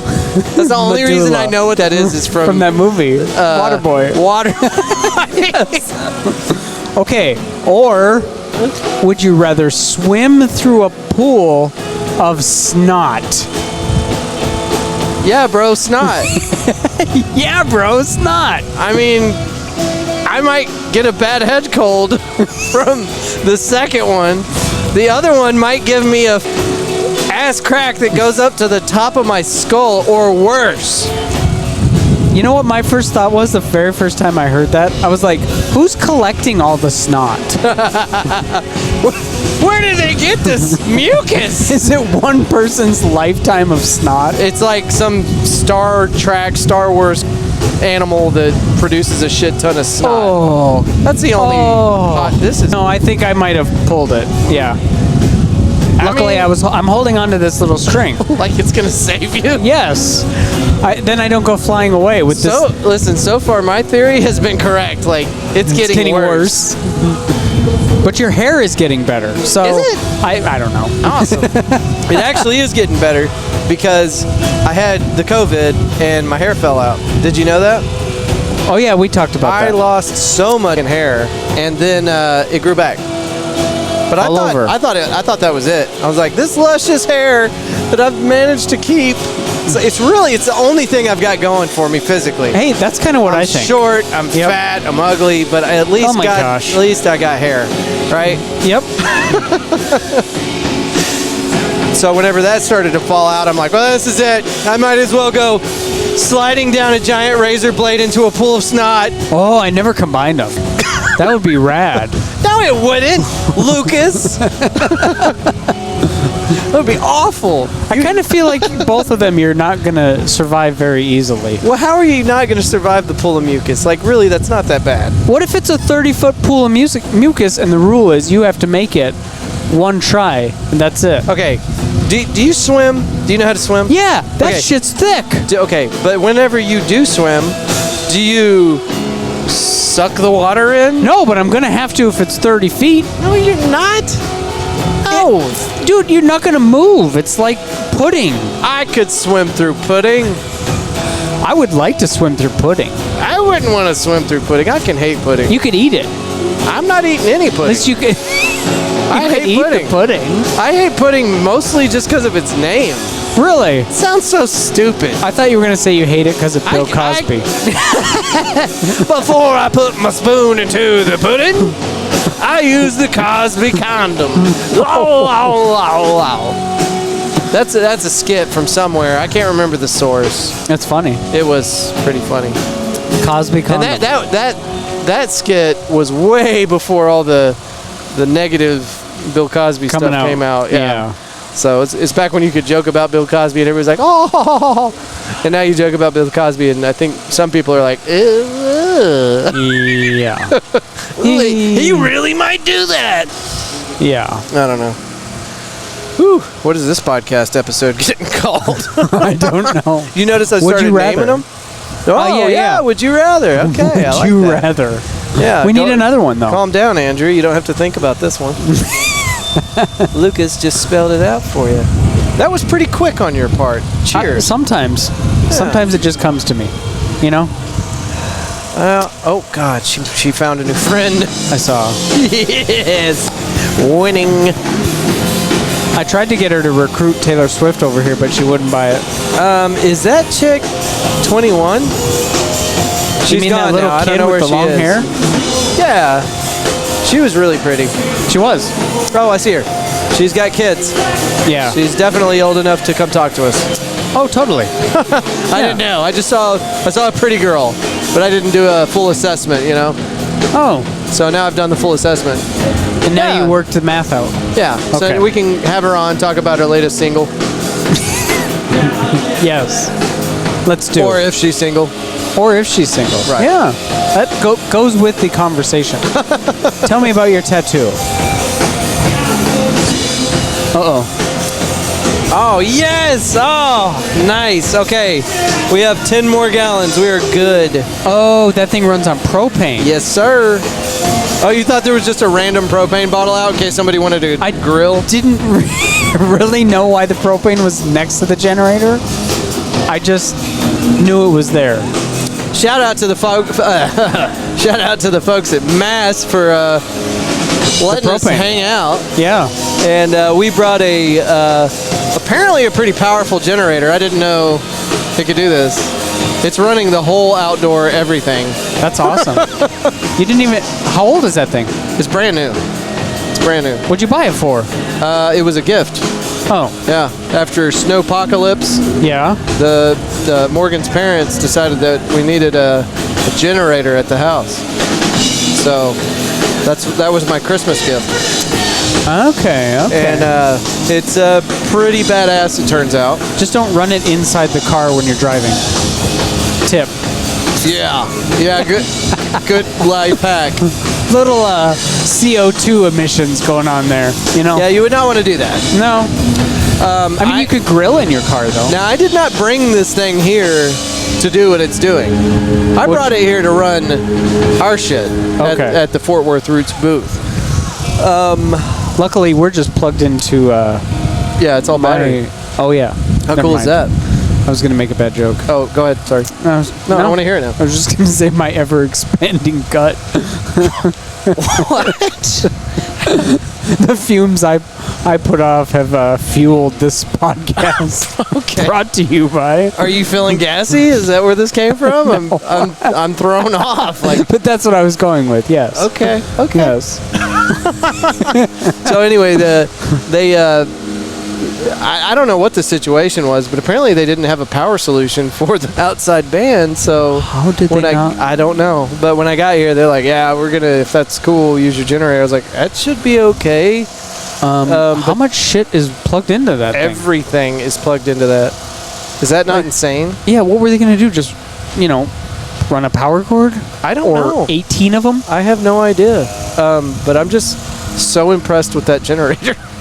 Yeah. Not sure where they got it. I'd give a shout out to the company, but I can't read the label from here. It looks like a DeWalt. It does look like a DeWalt, but I don't think it's a DeWalt. No? No. We had opened the fence up so that it would brace it because the wind was blowing this away, and now it's blowing that away. I'm going to go ahead and cancel this recording, and I'm going to go address that issue. Okay. Cancel the recording. And there you have it. Was there any point to that, Lucas? Really? Well, I told you we were going to do some recordings, and by God, we did. We got 2 out of Lucas that day. So, and you got some explaining to do. Next time you come out, we're going to get the full account of what happened to you at that QT stop, the little gas station down the street. There's a story there that must be told. Jeffrey Friedman with Uncle Toasty and Mean Motor Scooter, thank you very much for being on the show. Benjamin Maker, John Thummel. Guys, get that website up and we'll put it in the show notes. Thank y'all for being on the show for a little bit and telling us a little of your story. You guys got to come back and tell us what else you're getting into. Joe Guzman, again, congratulations on an incredible event. Let's do it bigger and better next year. Picnic lighting. You guys, I hope you found good use for those BOGOs. And let's get you back on the show as quick as possible. Picnic lighting. And then Lucas Peterson again. I'm just kind of reading through the roster, make sure I don't miss anything. Ryan Higgs, staff at M.A.S.S. Thank you guys. Thank you. You guys were incredible.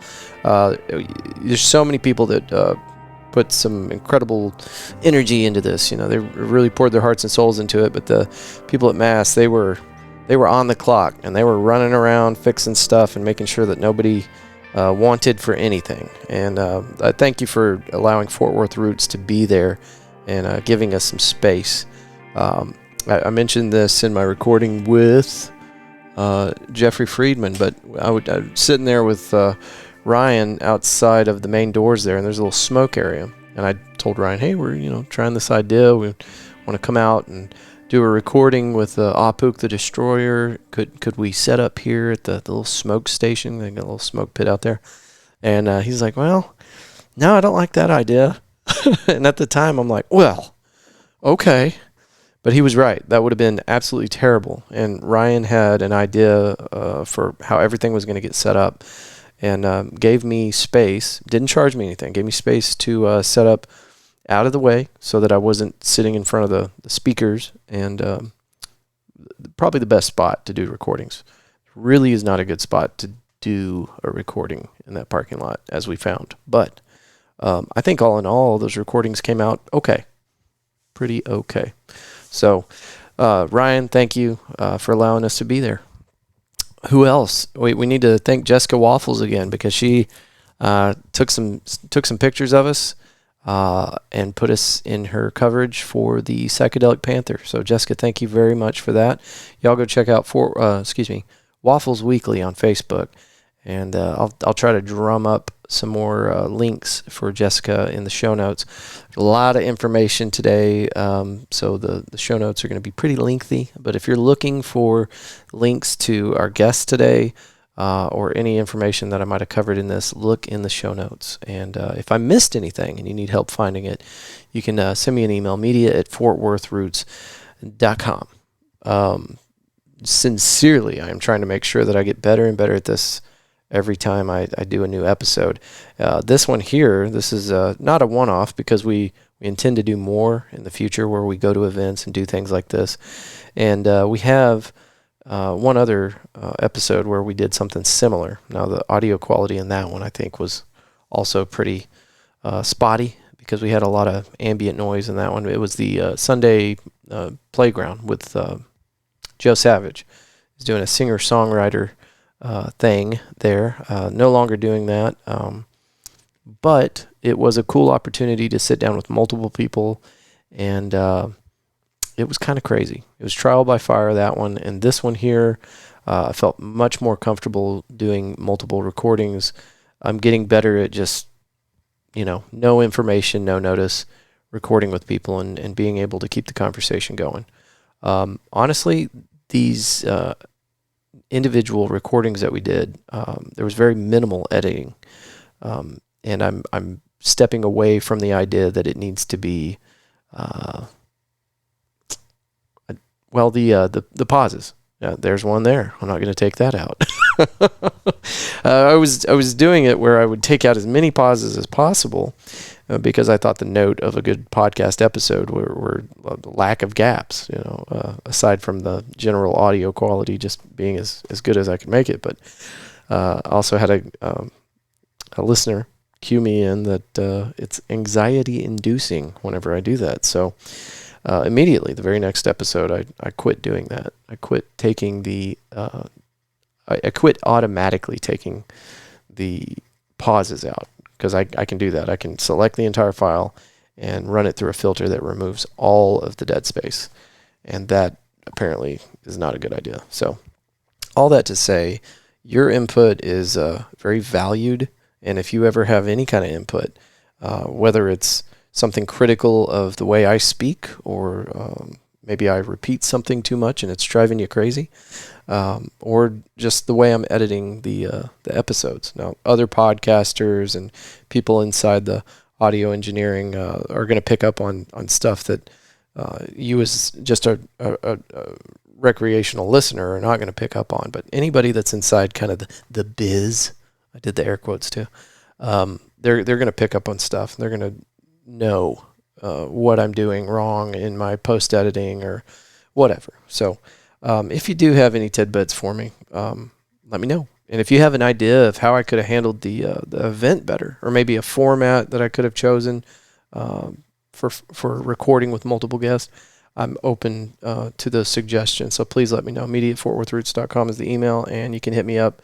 Facebook, Instagram, TikTok, Twitter. Don't hit me up on Twitter because I might never see it. But everything else, I'm very attentive to. So, all right.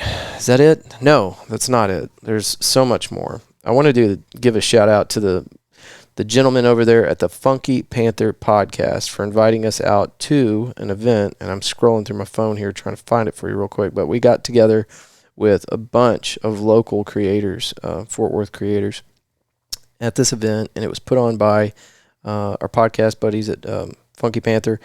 And I'm looking. I don't see it. Here it is. I found it. Okay, we were at the Kempton Harper. That's a hotel. I think it's a hotel downtown. Anyway, we were on the 24th floor, and it was put on by the Funky Panther and Corks in Cowtown. Let's see what Corks in Cowtown is. Corks in Cowtown. Best radio personality. Corks in Cowtown is a podcast. Okay. I did not know that. I did not do a lot of research whenever I got into this, but Corks in Cowtown is another podcast that I'm going to have to check out. They were instrumental in putting this event together. Podcast and PBR. That was May 12th. And there must have been 100 people in that room. Maybe not quite, but close to it. And it was just a cool event. And I'm really digging this thing where I'm getting out in the public. I'm meeting other people that are creating stuff. And I actually brought a couple of people to this event myself because it was more or less open to the public.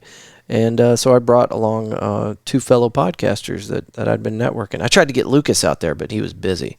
But just a good time. So you're going to see a lot more of that coming through the Fort Worth Roots Facebook page and our Instagram and TikTok. Just collaborating, hanging out, talking to people. And we're going to actually be trying to put something together too.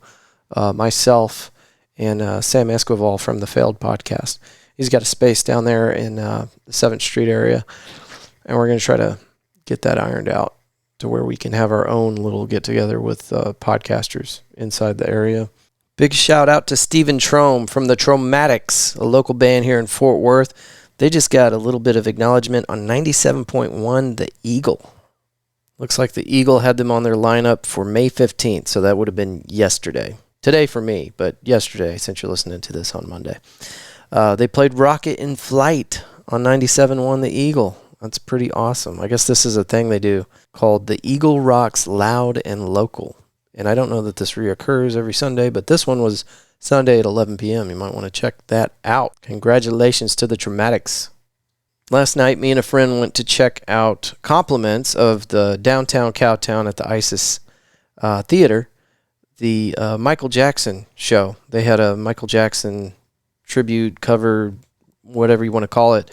Dude comes out on stage dressed up in Michael Jackson gear. There was probably about 8 different wardrobe changes, and he entertained us for an hour and a half, and I didn't know somebody could moonwalk for an hour and a half. That has got to be exhausting. I came home, tried it in the kitchen, and turns out I cannot moonwalk. It's not as easy as it looks, but an incredible performance out there. I really need y'all to go check out downtown Cowtown at the ISIS Theater. We did a full episode talking about this thing with Jeffrey Smith. I think that was like episode 60. I cannot remember offhand. But just a place rich with history, and I'm so glad that somebody took charge and brought this thing back from the grave. But now it's beautiful. You'd never know it was in any other condition but perfect. And they're putting on just one awesome show after another.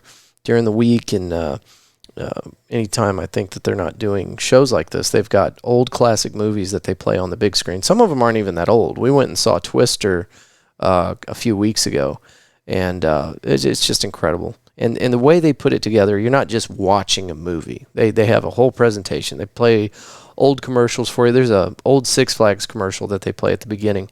I don't know that that'll be there whenever you go to check it out, but whenever we went and saw Twister, they had an old Six Flags commercial playing, and it's wild to see stuff like that. But they've done a good job of making it very nostalgic, as well as entertaining and exciting. So you need to go check that out. And May 26th, this is the one I'm most excited about currently, at the downtown Cowtown at the ISIS, John Wayne Day, Fort Worth, Texas, Thursday, May 26th. And the lineup for this is it's all John Wayne. Starts at 11:15 with Stagecoach. At 2, they're playing McClintock. 5 p.m. they're playing the Green Beret.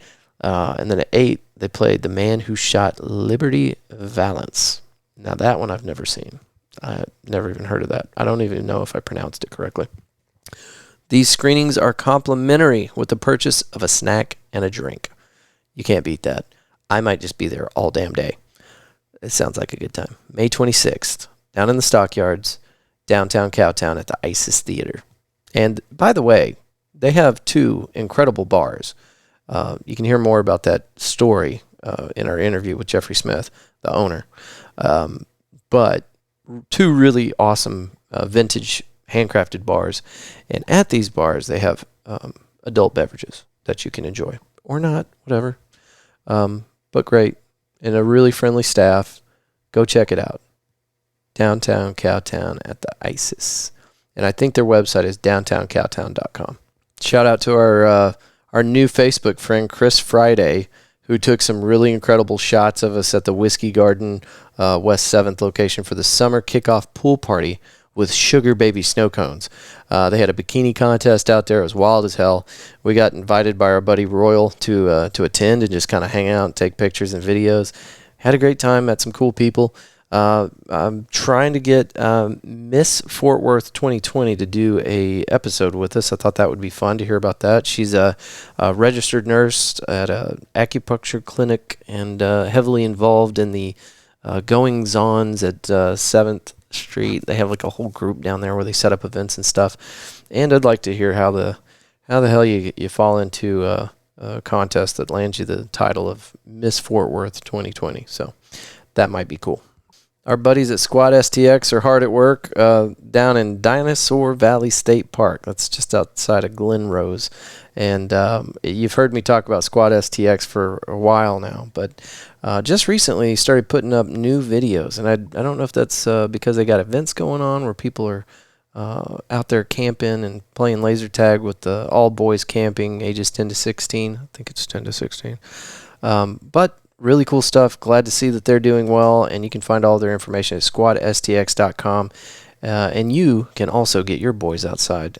Go check that out. It's a program put together by Army infantry officers as an alternative to programs or outfits like Boy Scouts. So check that out, squadstx.com.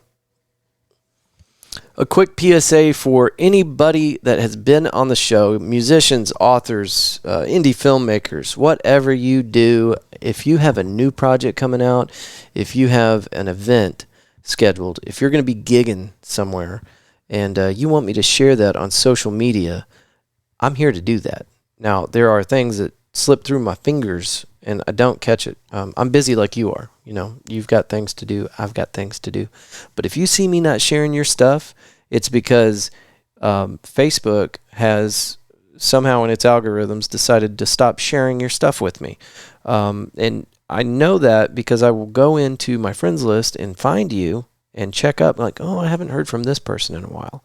And then I see a ton of stuff that I've missed. So, and I'm not going to share it after the fact. That doesn't make any sense. So, if you see me not share something on Fort Worth Roots and you want me to, either tag me or send it to me directly. I am happy to promote you. That's 90% of what I'm here for, is to make sure that I promote the musicians, the artists, the entrepreneurs that have been on this show. I want to see you guys succeed, and anything I can do to help, I am here for you. So, All right. Is that it? Did I do all the things? Let me just say one last time, thank you to everybody that was involved with Psychedelic Panther. That it was great. And I know that everybody involved is proud of how that went. There's a fear anytime you do something like that it's just going to go tits up and just waste everyone's time. Now you're embarrassed and it was awful and you're never going to do this again. But that didn't happen. Quite the opposite. So congratulations again, Joe. What an incredible event. And sincerely looking forward to being involved with next year's event as well. And the last note, I've got 2 episodes that I'm releasing today to be ready for you Monday, 16th of May. 82, Psychedelic Panther coverage, and then 83 is with Apook the Destroyer. I told you earlier in this episode, I was trying to figure out how to format this with all the recordings that I have going. And these guys were the reason that I came out to the show in the first place. So I'm giving them their own episode. We recorded longer with them than most people. And anyway, that'll keep this episode from reaching 3 hours. And I felt like it was the right thing to do. So, and I'm not going to make you wait for it. So, yeah, all good stuff. So 82 is with Apook the Destroyer. Excuse me, Jesus. So episode 82 is going to be Psychedelic Panther, and then 83 will be with Apook the Destroyer. And then next Monday, we got Max Cusin. It's a young dude that is doing some cool stuff. His stage presence is incredible. The name of their band is The Gray.